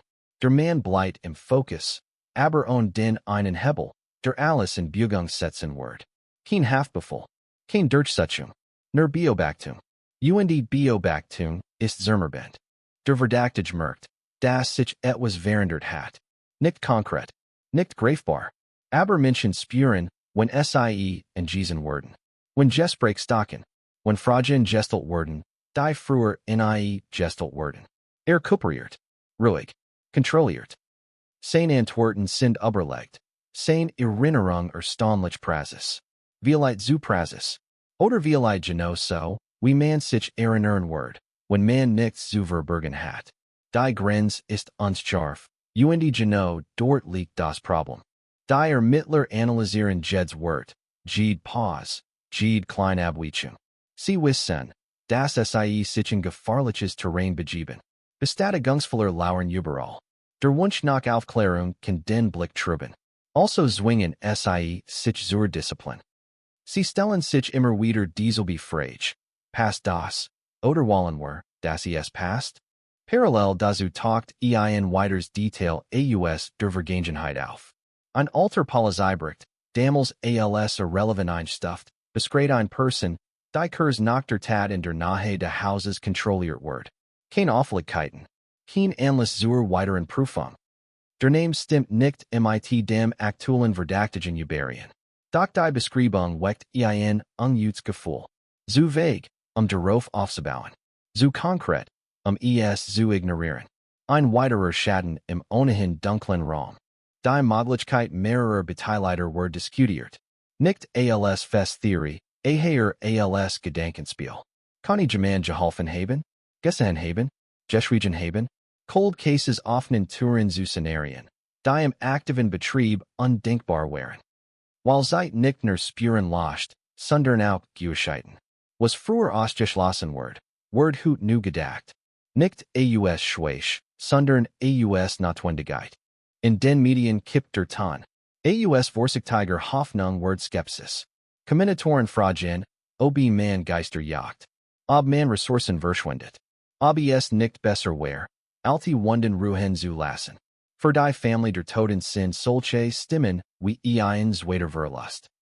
Als wird man ihnen sagen, dass der Tochter Tochter, Schwester, weniger wird ist, weil zu lang her ist. Ein Ermittler besucht die Mutter. Kein offizieller Termin. Kein Protokoll. Nur ein Gespräch. Hort mehr zu, als spricht. Sie erzählt von Kleinigkeiten. Von Dingen, die in Akten standen. Von einem Anruf wochen vor dem Mord, in dem die Tochter sagt, voll sich beobacht, weil aber niemanden beunruhigen. Wieder dieses Gefühl. Wieder kein Name. Wieder kein Beweis. Doch folgt sich das Mosaik weiter zusammen. Und jemals ein Bild zu ergeben. Im Team watcht der Frust. Nicht laut, nicht offen, sondern langsam, wie Rost. Jeter weiß, das na sind gleichzeitig unendlich weit weg. Die Technik hat geliefert, was kann. Die Daten haben gesprochen, so gut es vermochten. Jetzt bleibt das menschlich. Intuition. Erfahrung. Die bittere Erkenntnis, das nicht jeder Mord ein sober Losung beriefalt. Ein interner Vermerk schlagt vor, den Fokus wieder zu erweitern. Weg von einer Person. Hin zu einem Umfeld. Zu Begungen. Zu Zufällen. Der Mord von 2005 wird wieder größer, diffuser, weniger greifbar. Fast so, als wird sich bewusst ziehen, sobald man glaubt, in ein Kreis zu haben. Als hat gelernt, wie man überlebt. Die Ermittler bieten weiter, weil nichts anderes tun können. Sie vergleichen, verwerfen, prüfen erneut. Nach die werden kürzer, Geduld wird zur einzigen Wahrung. Irgendwo zwischen all dem watcht ein Gedank, der niemandem gefällt. Vielleicht wird dieser Fall den einen Moment haben, der alles erklärt. Vielleicht wird es nur eine Hirnchen geben. Wahrscheinlichkeiten. Geschichten, die nachher in der Wahrheit liegen als alle anderen, und sich zu erreichen. Der Verdächtige verschwindet langsam aus dem Zentrum der Aufmerksamkeit. Nicht weil entlastet ist, sondern weil der Beweis fällt. Kehrt zurück in sein Leben, sichtbar erleichtert, vielleicht auch nur professional ruhig. Die Ermittler sehen ihm nach, wissend, dass dies kein Ende ist, sondern ein weiter Schlief in einem Kreis, der sich seit Jahren dreht. Waren München draußen weiterlet, waren neue Schlagzeilen alte Verdrangen, bleibt der Mord von 2005 das, was immer war, eine Rechnung. Kein Skandal, kein Mythos, sondern ein stills Versagen der Ordnung, das man nur hort, wenn man genau hinhort. TLC in det nicht mit antworten. In det mit einem Rucksack. Mit dem Gefühl, dass sich etwas verpasst hat oder vielleicht in do war. Genau darin liegt die grausamste Wahrheit dieses Falles, dass man alles richtig machen kann trotzdem im Ende nur mit fragen das det. Fragen, die bleiben. Fragen, die worten. Ein Mord, der sich weigert, abgeschlossen zu werden. Nach dem Rucksack bleibt kein Frieden, nur ein anderer Art von Spannung. Der Fall verschwindet wieder aus den Schlagzeilen. Aber diesmal fult sich nicht wie Vergesenen, sondern wie ein Bewusstwechseln. Als hat man gemeinsam beschlossen, den Blick abzuwenden, weiter funktionieren zu können. In den Akten steht kein Abschluss, kein Reiterstrich, nur ein weiteres Datum, ein weiterer Vermerk, der bestätigt, dass auch dies Spur nicht gereicht hat. Im Inneren der Ermittlungsgruppe hinterlasst das Spuren. Vertrauen in Methoden Wordleser. Gewissheiten werden vorsichtiger formuliert. Niemand sagt es offen, aber alle wissen, dass der Mord von 2005 si verhindert hat. Hat innen gesiegt, wie dann die Linie zwischen Fortschritt und Stillstand ist, zwischen Nahe und Illusion. Manch wechseln die Abteilung. Und ihr Gehen in den Ruhestand. Der Fall bleibt Zurich wie ein Erbstück, das niemand haben will, aber auch niemand wegwerfen kann. Jar ziehen ins Land. MIT innen verhindert sich die Welt schneller als der Mordfall. Neue Technologien. Neue Daten. Neue Skandal. Die Idee von Sicherheit bekommt Riss. Ganz unabhängig von diesem einen Verbrechen. Doch taucht der Mord immer wieder auf, wie ein Reflex, wenn über ungelost Fall gesprochen wird. München 2005. Die Frau in der Wohnung. Das Glas. Die DNA. Ein Fall, der nie ganz alt wird, weil nie jung gelöst wird. In der Familie ist die Zeit anders vergangen. Trauer ist nicht linear, sie Christ. Jarstig kommen gehen. Fragen werden nicht leser, sie werden nur Mutter. Die Mutter bewahrt die alten Zeitungsartikel in einer Schublade auf, ordentlich, chronologisch. Nicht aus Hoffnung, sondern aus Widerstand. Vergessen war schlimmer als jede Wahrheit. Dan, fast unmerklich, beginnt sich etwas zu verschieben. Nicht durch die Police, nicht durch ein Labor, sondern durch einen externen Impuls. Ein neues Forschungsprojekt. Ein Kooperation zwischen Behörden. Alte Datensatz werden zusammengeführt, nicht gezielt, nebenbei. Als Teil eines größeren Experiments. Niemand denkt in den Mord von 2005, als der Prozess startet. Genau das macht ihn gefahrlich für den Täter, falls es ihn noch gibt. Ein Algorithmus arbeitet ohne Emotionen, ohne Müdigkeit, ohne Erinnerungslücken. Vergleicht, was Menschen nicht mehr vergleichen wollten. Befähigungsprofil. Zeitfenster. Statistische Abweichungen. Kein Beweis. Kein Schuldzuweisung. Nur Muster. Irgendwo in diesem digitalen Raschen taucht eine Konstellation auf, die Vertraut wirkt. Nicht eindeutig, aber vertrautgenig, innezuhalten. Ein innerer Hinweis wird generiert. Automatisch. Neutral formuliert.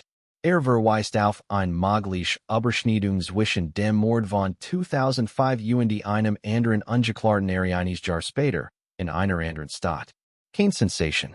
Kein Gewissheit.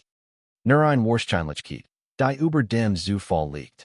Der Vermerk landet auf dem Schreibtisch eines Ermittlers, der notwendig ist, nicht abgestumpft zu sein, altgenig, vorsichtig zu bleiben. Liest. Liest noch einmal. Die Details sind anders, die Stand nicht identisch, aber etwas stimmt überein. Die Abwesenheit von Spuren. Die Ruhe Tatort. Die Art, wie Zeit genutzt wird. Es ist kein Muster, das schreit. Es flüstert. Flüstern ist leicht zu überhören, wenn man nicht genau hinhört. Der Mord von 2005 wird erneut aus dem Archiv gesichert. Nicht offiziell. Noch nicht. Zuerst nur als Gedenk. Als Vergleich. Als Referenz. Der Ermittler spricht MIT niemandem darüber, bis sicher ist, dass es mehr ist als ein Bauchgefühl. Weiß, wie gefahrlich es ist, Fall ohne triftigen Grund zu öffnen. Aber weiß auch, wie viel Wahrheiten genau so verloren gegangen sind. Parallel dazu verhindert sich etwas Unheimliches. In Online-Foren tauchen neue Diskussionen auf. Nicht lauter als früher, aber spezifischer. Man stellt Fragen, die ungewöhnlich Praxis sind. Zu Praxis. Details, die nie öffentlich gemacht werden korrekt eingeordnet. Zufall. Fachwissen. Oder etwas anderes. Die Beiträge verschwinden nach kurzer Zeit wieder. Gelöscht. Zurück bleibt nur der Eindruck, dass man zuhört. Die Ermittler nehmen es zur Kenntnis. Nicht als Beweis. Als Signal. Der Mord von 2005 hat ein neue Biene erregt. Ist nicht mehr nur Vergangenheit. Ist Teil eines Systems aus Daten, Erinnerungen und Beobachtungen, das sich weiterentwickelt, auch on menschliches Zuten. Und System Vergessen nicht. Sie Worten. Der intern Hinweis wird weitergeleitet. Diskret. On gross Erwartungen. Doch diesmal ist die Reaktion anders. Kein Müdigkeit. Kein Achselzucken. Nur ein stilles Einverständnis. Genauer Hinsuchen. Noch einmal. Vielleicht zum letzten Mal der Fall bekommt keinen neuen Titel, keinen neuen Stempel. Aber bekommt etwas, das lang nicht hat. Reichtum. In der Stadt merkt von niemand etwas. Die Straßen sehen gleich aus, die Häuser stehen nach. Das Leben ist lauter geworden, schneller, ungeduldiger. Aber unter dieser Oberfläche beginnt sich etwas zu regen, kaum spürbar, aber real. Der Mord von 2005 ist wieder Teil einer Bewegung, die größer ist als selbst. Und waren die Vergangenheit langsam in neue Kontext gezogen wird, waren Daten sich verbinden und Fragen wieder erlaubt wurden, bleibt an Wahrheit bestehen. Dieser Fall hat sich in ie abgeschlossen. Hat nur gelernt, sich zu verstecken. Und ganz vielleicht, hat unterschätzt, wie lang jemand bereits sein wird, nach ihm zu suchen. Nach dem Rückzug bleibt kein Frieden, nur ein anderer Art von Spannung. Der Fall verschwindet wieder aus den Schlagzeilen, aber diesmal fühlt sich nicht wie Vergessen, sondern wie ein Bewusstwechseln. Als hat man gemeinsam beschlossen, den Blick abzuwenden, weiter funktionieren zu können. In den Akten steht kein Abschluss, kein Reiterstrich, nur ein weiteres Datum, ein weiterer Vermerk, der bestätigt, dass auch dies Spur nicht gerecht hat. Im Inneren der Ermittlungsgruppe hinterlässt das Spüren. Vertrauen in Methoden wird Leser. Gewissheiten werden vorsichtiger formuliert. Niemand sagt offen, aber alle wissen, dass der Mord von 2005 verhindert hat. Hat innen gesiegt, wie dann die Linie zwischen Fortschritt und Stillstand ist, zwischen Nahe und Illusion. Manch wechseln die Abteilung. Und ihr Gehen in den Ruhestand. Der Fall bleibt zurück wie ein Erbstück, das niemand haben will, aber auch niemand wegwerfen kann. Jar ziehen ins Land. Und mit innen verandert sich die Welt schneller als der Mordfall. Neue Technologien. Neue Daten. Neue Skandal. Die Idee von Sicherheit bekommt Riss. Ganz unabhängig von diesem einen Verbrechen. Und doch taucht der Mord immer wieder auf, wie ein Reflex, wenn über ungelost Fall gesprochen wird. München 2005. Die Frau in der Wohnung. Das Glas. Die DNA. Ein Fall, der nie ganz alt wird, weil nie jung gelöst wird. In der Familie ist die Zeit anders vergangen. Trauer ist nicht linear, sie Christ. Jarstig kommen und gehen. Fragen werden nicht Leser, sie werden nur Mutter. Die Mutter bewahrt die alten Zeitungsartikel in einer Schublade auf, ordentlich, chronologisch. Nicht aus Hoffnung, sondern aus Widerstand. Vergessen war schlimmer als die Wahrheit. Dan, fast unmerklich, beginnt sich etwas zu verschieben. Nicht durch die Police, nicht durch ein Labor, sondern durch einen externen Impuls. Ein neues Forschungsprojekt. Ein Kooperation zwischen Behörden. Alte Datensatz werden zusammengeführt, nicht gezielt, nebenbei, als Teil eines größeren Experiments. Niemand denkt in den Mord von 2005, als der Prozess startet. Und genau das macht ihn gefahrlich für den Täter, falls es ihn noch gibt. Ein Algorithmus arbeitet ohne Emotionen, ohne Müdigkeit, ohne Erinnerungslücken. Vergleicht, was Menschen nicht mehr vergleichen wollten. Befähigungsprofil, Zeitfenster, statistische Abweichungen, kein Beweis, kein Schuldzuweisung, nur Muster. Und irgendwo in diesem digitalen Rauschen taucht ein Konstellation auf, die Vertraut wirkt. Nicht eindeutig, aber vertrautgenig, innezuhalten. Ein interner Hinweis wird generiert. Automatisch, neutral formuliert. Verweist auf ein mögliche Überschneidung zwischen dem Mord von 2005 und einem anderen ungeklärten eines Jahr später, in einer anderen Stadt. Kein Sensation, kein Gewissheit. Nur ein Wahrscheinlichkeit, die über dem Zufall liegt. Der Vermerk landet auf dem Schreibtisch einser Mittlers, der Neugenigist, nicht abgestumpft zu sein, und altgenig, vorsichtig zu bleiben. Liest. Und liest noch einmal. Die Details sind anders, die Stand nicht identisch, aber etwas stimmt überein. Die Abwesenheit von Spuren. Die Ruhe Tatort. Die Art, wie seid genutzt wird. Es ist kein Muster, das schreit. Es flüstert. Und Flüstern ist leicht zu überhören, wenn man nicht genau hinhört. Der Mord von 2005 wird erniet aus dem Archiv gesehen. Nicht offiziell. Noch nicht. Zuerst nur ALS Gedenk. ALS Vergleich. ALS Reference. Der Ermittler spricht mit niemandem darüber, bis sicher ist, dass es mehr ist ALS ein Botgefühl. Weiß, wie gefährlich es ist, Fall und triftigen Grund zu öffnen. Aber weiß auch, wie viel Wahrheiten genau so verloren gegangen sind. Parallel dazu verändert sich etwas Unheimliches. In Online-Foren tauchen neue Diskussionen auf. Nicht lauter ALS früher, aber spezifischer. Gemein stellt Fragen, die ungewöhnlich Praxis sind. Zu Praxis. Details, die in erfindlich gemacht werden korrekt eingeordnet. Zufall. Fachwissen. Oder etwas anderes. Die Beiträge verschwinden nach kurzer Zeit wieder. Gelöscht. Zurück bleibt nur der Eindruck, das Gemein zuhört. Die Ermittler nehmen es zur Kenntnis. Nicht ALS Beweis. ALS Signal. Der Mord von 2005 hat ein neue Bein erregt. Ist nicht mehr nur Vergangenheit. Ist Teil eines Systems aus Daten, Erinnerungen und Beobachtungen, das sich weiterentwickelt, auch on menschliches Zuten. Und System verges sind nicht. Sie Worten. Der intern Hinweis wird weitergeleitet. Diskret. On grosse Erwartungen. Doch diesmal ist die Reaktion anders. Kein Müdigkeit. Kein Achselzucken. Nur ein stilles Einverständnis, genauer hinzuschauen. Noch einmal. Vielleicht zum letzten Mal der Fall bekommt keinen neuen Titel, keinen neuen Stempel. Aber bekommt etwas, das lang nicht hat. Richtung. In der Stadt merkt davon niemand etwas. Die Straßen sehen gleich aus, die Häuser stehen nach. Das Leben ist lauter geworden, schneller, ungeduldiger. Aber unter dieser Oberfläche beginnt sich etwas zu regen, kaum spürbar, aber real. Der Mord von 2005 ist wieder Teil einer Bewegung, die größer ist als selbst. Und waren die Vergangenheit langsam in neue Kontext gesehen wird, waren Daten sich verbinden und Fragen wieder erlaubt werden, bleibt an Wahrheit bestehen. Dieser Fall hat sich in abgeschlossen. Hat nur gelernt, sich zu verstecken. Und vielleicht, ganz vielleicht, hat unterschätzt, wie lang jemand bereits sein wird, nach ihm zu suchen. Die neue Richtung fühlt sich nicht wie Hoffnungen, sondern wie ein kalter Zug durch einen Raum, der zu lang verschlossen war.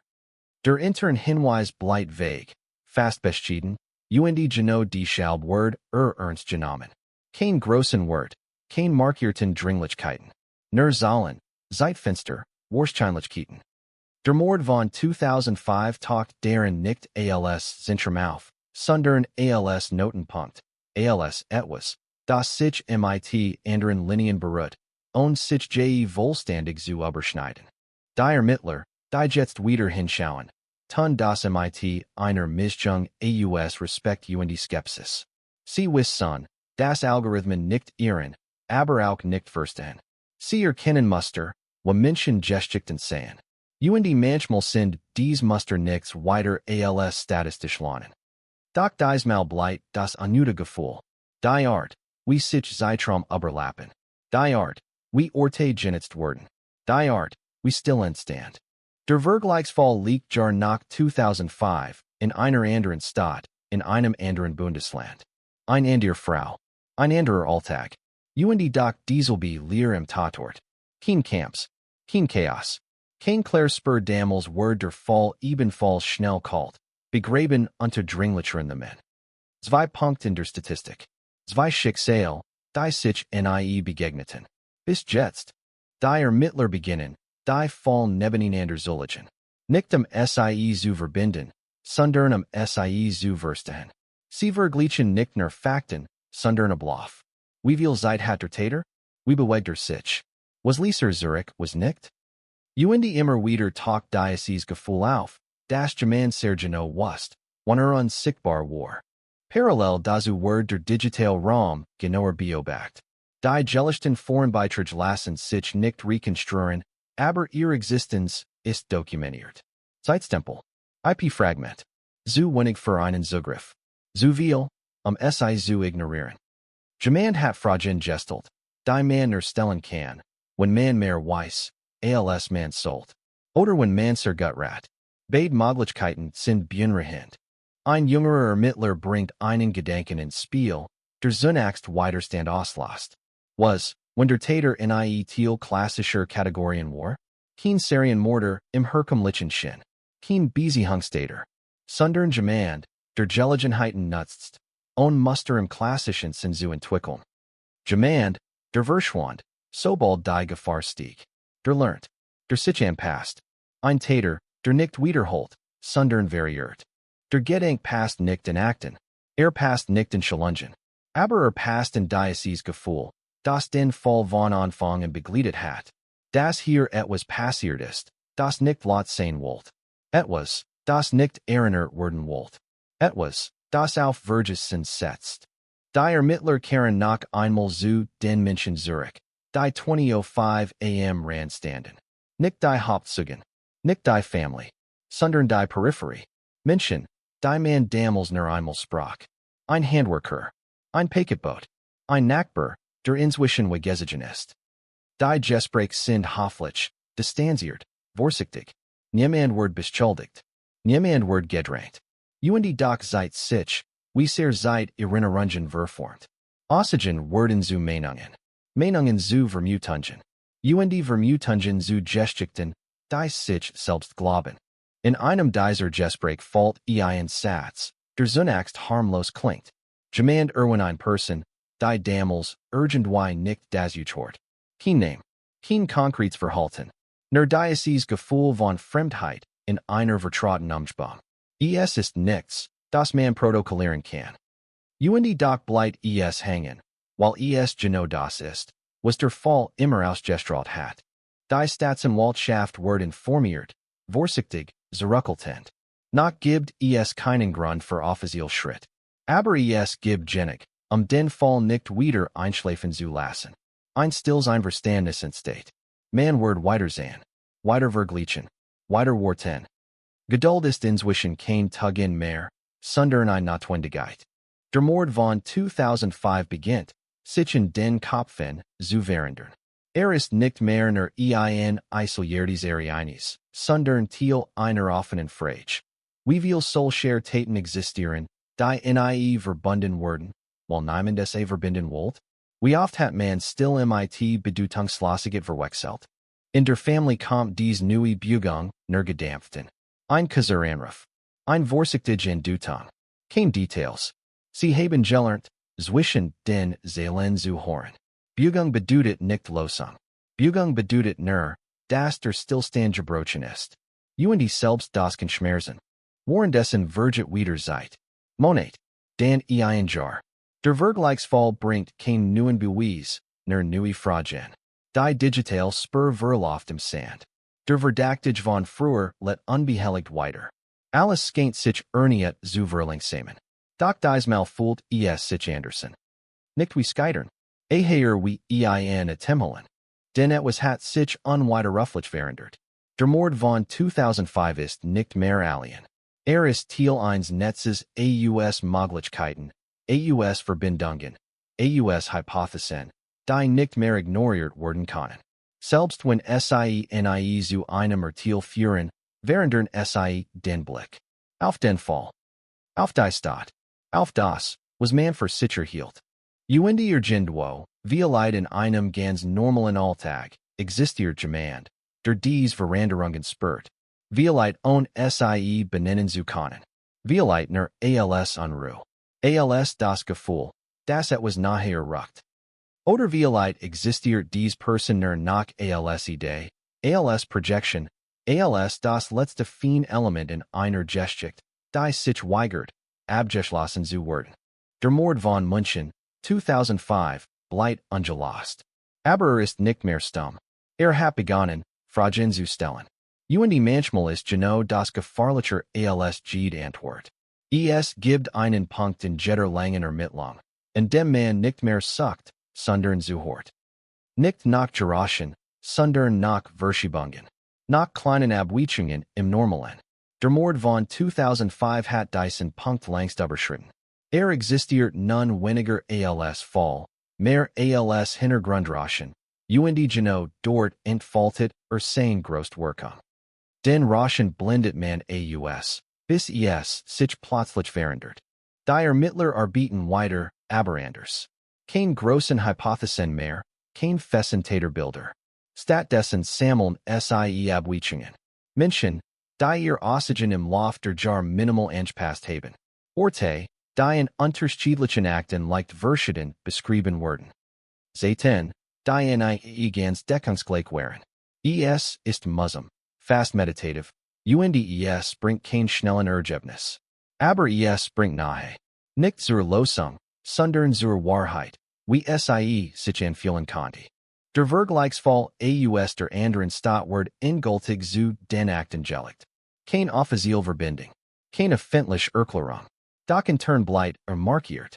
Nicht als Beweis, sondern als Erinnerung daran, dass Isolation manchmal nur ein Mangel in Perspektive ist.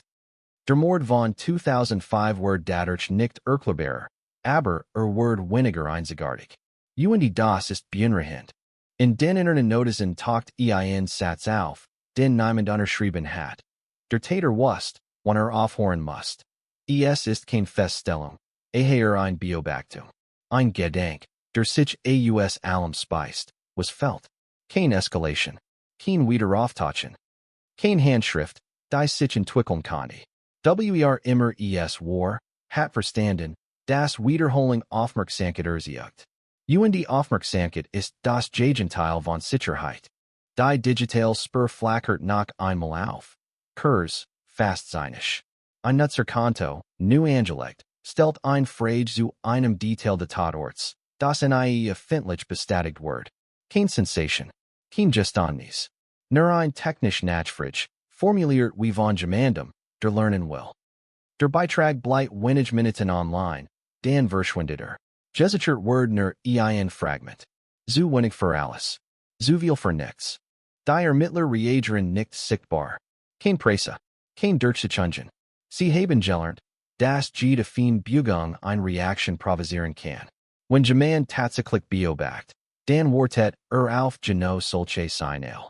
Also bleibt alles ruhig. Zu ruhig. Ein Ruhe, die fast aggressiv wirkt. In Gesprächen taucht ein neue Frage auf. Lies, vorsichtig, fast widerwillig, was, when der Mord von 2005 für eine Aufklärung gedacht war, nicht im philosophischen Sinn, sondern praktisch. Kein Fehler, kein Zugen, kein Motiv, die man nachvollziehen kann. Ein Verbrechen, das sich der Logik entzieht, weil es in Teil eines erklärbaren Systems war. Ein Moment, der aus dem Nix kam und durch den Zurücking. Die Family spürt dies Verschiebung. Weniger Anruf. Weniger Updates. Nicht aus Gleichgültigkeit, sondern aus Ehrlichkeit. Es gibt nichts Konkretes zu sagen. Die Mutter hört zu, nicht, bedenkt sich. Sie hat aufgehört, auf Entwerten zu warten. Was sie will, ist Präsenz. Das der Name ihrer Tochter nicht verschwindet. Das der Mord nicht, zu einer Fußnote wird. Ein Ermittler, der den Fall seit Jahren begleitet, schreit einen letzten ausführlichen Vermerk. Beaver versitzt Word. Kein Theorie. Kein Empfehlung. Nur ein Beschreibung de Gefühls, das in nie verlassen hat. Das dieser Mord geplant war, und geplant zu wirken. Das Gemande war, der Verstand, wie man Teil einer Umgebung wird, und spüren zu hinterlassen. Und das genau dies Fähigkeit der Grund ist, warum der Fall sich so hartnäckig entzieht. Die Act wird wieder geschlossen. Diesmal mit einer anderen Gest. Nicht resigniert. Nicht hoffnungsvoll. Wachsam. Der Mord von 2005 ist kein Projekt mehr. Ist ein offener Zustand. Etwas, das jederzeit wieder relevant werden kann. Durch einen Zufall, ein Technik, einen Fehler. Oder durch ein Geständnis, das niemand erwartet. Draußen ist die Stadt lauter als früher. Kamera sind überall. Daten fließen ständig. Sicherheit ist messbar geworden, aber nicht greifbar. Der Mord worked in diesem neuen Umfeld fast fremd, wie ein Relikt aus einer Zeit, in der man noch glaubt, alles erklären zu können. Und die Wahrheit ist genau das sein Erbe, das Zeit, wie wenig Kontrolle es wirklich gibt. Thiel sind det nicht mit einem Rückschritt und nicht mit einem Fortschritt. In det mit einem Stillstand. Der Anders ist als die Vorherigen. Bewusster, schwerer. Der Mord von München, 2005, liegt nicht mehr im Fokus, aber ist auch nicht vergessen. Ist eingelagert im kollektiven Gedächtnis derer, die kennen. Bereit, zurückzukehren, wenn sich etwas verändert. Und irgendwo, jenseits von Akten und Algorithmen, existiert weiterhin eine Wahrheit, die niemand ausgesprochen hat. Vielleicht, weil es niemand kennt. Vielleicht, weil jemand es kennt und schweigt. Der Unterschied ist klein. Die Wirkung ist dieselbe. In die Bleit kein Schlussstrich, nur ein Raum, der offensteht. Der Mord von 2005 ist nicht mehr aktiv, nicht mehr dringend, nicht mehr laut, aber ist präsent wie ein Gedenk, den man nicht abschütteln kann. In den Systemen ist markiert, nicht als ungelöstes Problem, sondern als etwas, das jederzeit wieder Bedeutung erlangen konnte. Ein Fall, der gelernt hat, geduldig zu sein. Die Ermittler, die zuletzt noch damit befasst waren, sprechen kaum darüber. Nicht aus Geheimhaltung, sondern aus Respekt vor etwas, das sich ihrer Kontrolle entzogen hat. Jeder von ihnen tragt ein eigens Bild dieses Mords mit sich. Für den einen ist es die Wohnung, so ordentlich vergewaltigt. Für den anderen das Glas, unscheinbar, aber voller Möglichkeiten. Für einen dritten ist es die Stimme der Mutter im Telefon, ruhig, gefasst, müde. Dies Bilder lassen sich nicht abelgen wie Akten. Sie bleiben. In den offiziellen Statistiken ist der Fall ein Soll unterweilen. Ein ungelöster Mord in einem bestimmten Jahr. Kein Ausreißer. Kein Symbol. Und doch weiß jeder, der tiefer hineingesehen hat, dass mehr ist als das. Ist ein Bues dafür, das System Grenzen haben. Das Technik worten kann, aber nicht erzwingen. Das Wahrheit nicht immer erfindbar ist, selbst wenn sie existiert. Die Stadt hat sich weiter verändert. Neue Viertel, neue Menschen, neue Routinen. Kaum jemand erinnert sich bewusst an den Mord von 2005. Und die Wahrheit ist genau das der größte Fall Diktators, falls es noch gibt. Nicht das Entkommen vor der Polizei, sondern das Aufgehen in der Normalität. Das Verschwinden im Alltag. Die Fähigkeit, Teil des Hintergrunds zu werden. Manchmal, in Jarstigen, taucht der Fall kurz wieder auf. Ein kleiner Artikel. Ein paar Sätze. Keine neuen Informationen. Nur Erinnerung. Die Kommentar darunter sind reteniert. Bedauern. Ungläubigkeit. Der übliche Satz. Unfassbar. Das so etwas nie oft klar wird. Dann scrollen die Menschen weiter. Die Welt ist voll von offenen Enden. Für die Familie ist das in die nie gekommen. Es hat nur aufgehört, angekündigt zu werden. Sie haben gelernt, Antworten zu leben, Gewissheit, Schuldzuweisung. Nicht, weil es wollten, sondern weil es die einzige Möglichkeit war, weiterzumachen. Der Name der Frau wird weiterhin ausgesprochen, in kleinen Kreisen, in Erinnerungen, die nichts mit dem Mord zu tun haben. Genau dort bleibt sie lebendig. In einem Internetarchiv liegt die Akt, sauber beschriftet, vollständig, bereit. Kein Staub, kein Verfall. Sie wird gelegentlich geöffnet, meist von Menschen, die nu sind und noch nicht wissen, wie sich dieser Fall anfühlt. Manchmal essen sie schnell wieder. Und bleiben länger. Sie lesen, vergleichen, zweifeln. Und manchmal nehmen sie genau dieses Gefühl mit, das der Mord hinterlässt. Das etwas Wichtiges fällt, und das man sagen kann, was. Der digitale Raum schweigt inzwischen. Kein merkwürdigen Fragen mehr. Kein auffälligen Beitrag. In Twitter war alles Zufall, oder jemand hat verstanden, das Schweigen sicherer ist. Beta ist möglich. Beta ist beunruhigend. Der Mord von 2005 lasst auch hier keine Klärdutung zu. Weigert sich, eindeutig zu sein. Was bleit, ist die Erkenntnis, das manchverbrechen nicht gelöst worden, sondern überdauern. Sie werden Teil der Struktur einer Stadt, unsichtbar, aber wirksam. Sie verändern, wie Menschen über Sicherheit denken, über Nähe, über Vertrauen. Nicht offen, nicht sofort, sondern langsam, über Jahr hinweg. Vieleit Word eines Tages einen Durchbruch geben. Ein Name, der auftaucht. Ein Treffer in einer Datenbank. Ein Geständnis, abgelegt von jemandem, der nichts mehr zu verlieren hat. Vieleit auch nicht. Vieleit Word dieser more genau so bleiben, wie jetzt ist. Offen, unbeantwortet. Und genau deren liegt sein macht. Den Solange es kein Antwort gibt, bleibt die Frage lebendig. Warum sie? Und wie konnte verschwinden, ohne Spur zu hinterlassen. Dies Fragen haben kein Verfallsdatum. Sie worden, so wie der Fall gewordet hat, so wie weiter worden wird. Der Mord von München, 2005, ist nicht gelöst wordens. Ist nicht gescheitert. Ist einfach geblieben. Als Schatten. Als Warnung. Als Erinnerung daran, das selbst in einer geordneten Welt etwas geschehen kann, das sich jeder Erklärung entzieht. Und waren die Stadt weiterled, waren jar kommen und gehen, bleibt irgendwo, tief unter der Oberfläche, stills Echo bestehen. Nicht lautgenig, gehört zu werden, aber starkgenig, nie ganz zu verschwinden. Vieleit ist Thiels Wolf kein Fortgang, sondern Nachhall. Etwas, das nicht mehr erzählt wird, sondern weiterwirkt, selbst wenn niemand mehr spricht. Der Mord von 2005 hat diesen Zustand erreicht. Existiert nicht mehr als Geschichte, sondern als Präsenz. Wie ein Raum, den man medet, obwohl man vergessen hat, warum. In der Polizeischule wird der Fall gelegentlich erwähnt.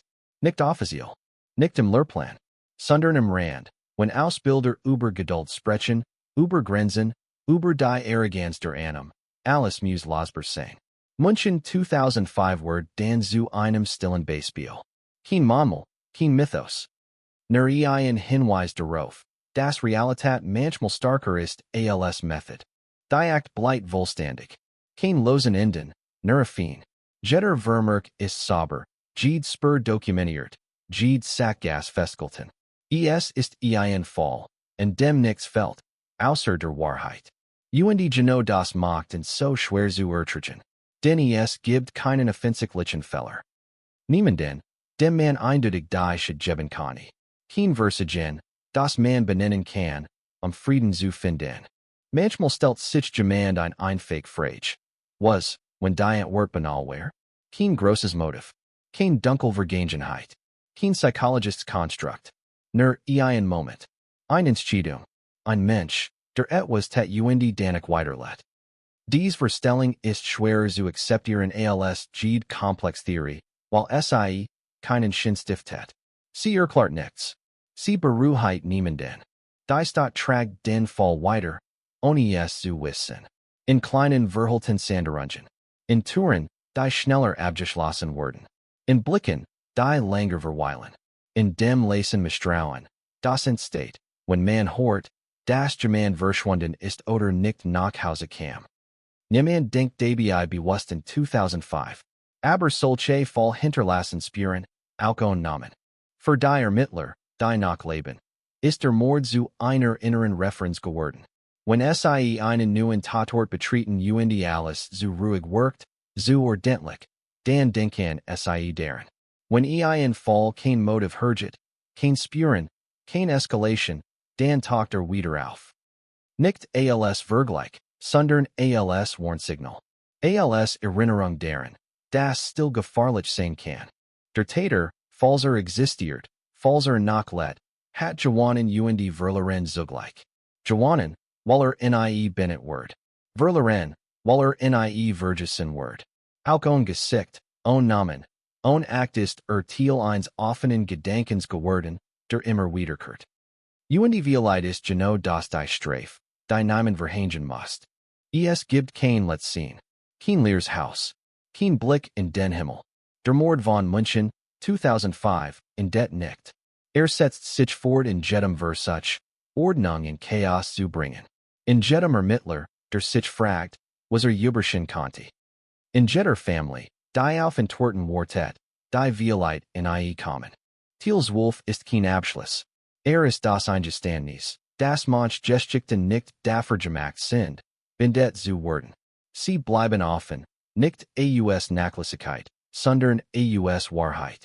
Und die Violeit ist das Ehrlichst, was man über diesen Fall sagen kann. Der Mord ist geschehen. Wird untersucht. Wird nicht gelöst. Und trotzdem hat etwas hinterlassen, das bleibt. Nicht Gerechtigkeit, nicht Gewissheit, sondern Bewusstsein. Und solange dieses Bewusstsein existiert, ist der Fall nicht tot. Ist nur still. Violeit ist Thiel dreisender Moment, in dem man aufhört, nach einer Losung zu fragen, und beginnt, mit der Lüge zu leben. Nicht als Kapitulation, sondern als Anerkennung dessen, was bleibt, wenn alles andere erschöpft ist. Der Mord von 2005 ist längst nicht mehr nur ein Fall. Ist ein Maßstab geworden. Für Geduld, für Zweifel, für die still gewollt unbeantwortete Fragen. In den Jahren danach hat sich die Sprache verändert. Früher sprach man von Aufklärung, von Tattern, von Motiven. Heute spricht man von Kontexten, von Wahrscheinlichkeiten, von offenen Zustanden. Der Mord hat die Wort verschoben. Hat gesiegt, wie schnell Gewissheit zur Behauptung wird und wie wenig Behauptungen tragen, wenn sie der Wirklichkeit begegnen. In Besprechungen fällt sein Name kaum nach, aber wenn fällt, wird still. Nicht aus Angst, sondern aus Respekt. Gibt Tage, in denen jemand die Act aufnet, einen Auftrag zu haben. Kein System Hinweis. Kein neue Spur nur das Bedürfnis, nachzusehen, ob alles noch da ist. Die Seiten rascheln gleich. Die Fotos sind unverändert. Die Bericht lesen sich wie damals. Und doch fühlt sich alles Anderson, weil der Lesser anders ist. Seit verändert nicht die Fakten. Sie verändert die Augen, die sie betrachten. Manchmal wird ein Theorie lies ausgesprochen, dann wieder verworfen. Das der Täter aus dem Umfeld kam, aber nicht aus dem engen Kreis. Das die Routine kannte, und Thiel davon zu sein. Das Violeit selbst erschrocken war über das, was geschah, und die Schab verschwand. Sind Gedanken, keine Son. Sie wurden nicht protokolliert. Sie dienen keinem Verfahren. Sie existieren nur, weil das menschliche Gehirn luckenvollen will. Dies hat sich in a fein Enden gewohnt. Nicht nur in Diocese. Ungelost Fragen sind Teil der urbanen Realität geworden, überlagert von neuen Dramen, neuen Zahlen, neuen Geschichten. Doch in und wieder, meist zufällig, taucht der Mord von 2005 in Gesprächen auf. Nicht konkret. Als Gefühl. Als dieser ein Fall, der nie passt. Der zu ruhig war. Zu sauber. Zu leer. In einem Café, unweit de demaligen Tatorts, sitzt jemand und schreit. Kein Akt. Kein Bericht. Nur Notizen. Gedanken über still. Über das Vertrauen, das man Fremden schenkt.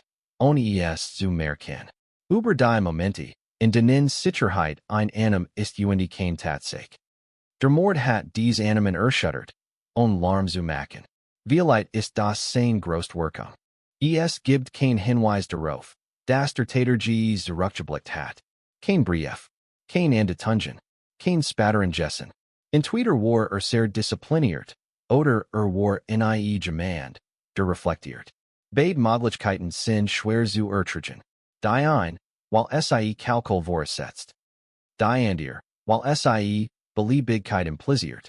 Das so etwas geschehen kann, ohne Bedeutung für denjenigen, der es tat. Für die Family bleibt der Mord ein fixer Punkt in der Zeit. Alles daver hat ein andere Farbe als alles danach. Sie sprechen nicht mehr von Gerechtigkeit. Sie sprechen von Nahe. Von Erinnerungen, die nicht vom Tod dominiert werden. Sie haben gelernt, die Lüge zu umschiffen, und hineinzufallen. Das ist kein Heilung. Es ist Übelben. In der Ausbildung neuer Ermittler wird manchmal ein Gedankenspiel gemacht. Man stellt einen Fall vor, beschreibt alle Fakten, alle Sackgassen, alle Fortschritt. Und dann stellt man eine Fake Frage. Was tun Sie, wenn nichts mehr übrig ist? die Antwerpen variieren. Weitermatchen. Worden. Abschließen. Niemand sagt. Zuhören. Und doch ist dies das, was dieser Mord verlangt hat. Zuhören auf das, was nicht gesagt wird. Auf das, was fällt. Thiel dreisen in det nicht mit einer Erkenntnis. In det mit einer Haltung. Der Bereitschaft, Unsicherheit auszuhalten, sie zu romantisieren. Der Mord von München, 2005, ist kein Rätsel mit Losung. Ist ein Spiegel. Seid, wie sehr wir Ordnung brauchen und wie brüchig sie ist. Seid, das Wahrheit nicht immer verfügbar ist, selbst wenn man alles richtig macht. Und so bleibt nicht als geschicht, die man weiter result, sondern als Lehrstelle, die man mittragt.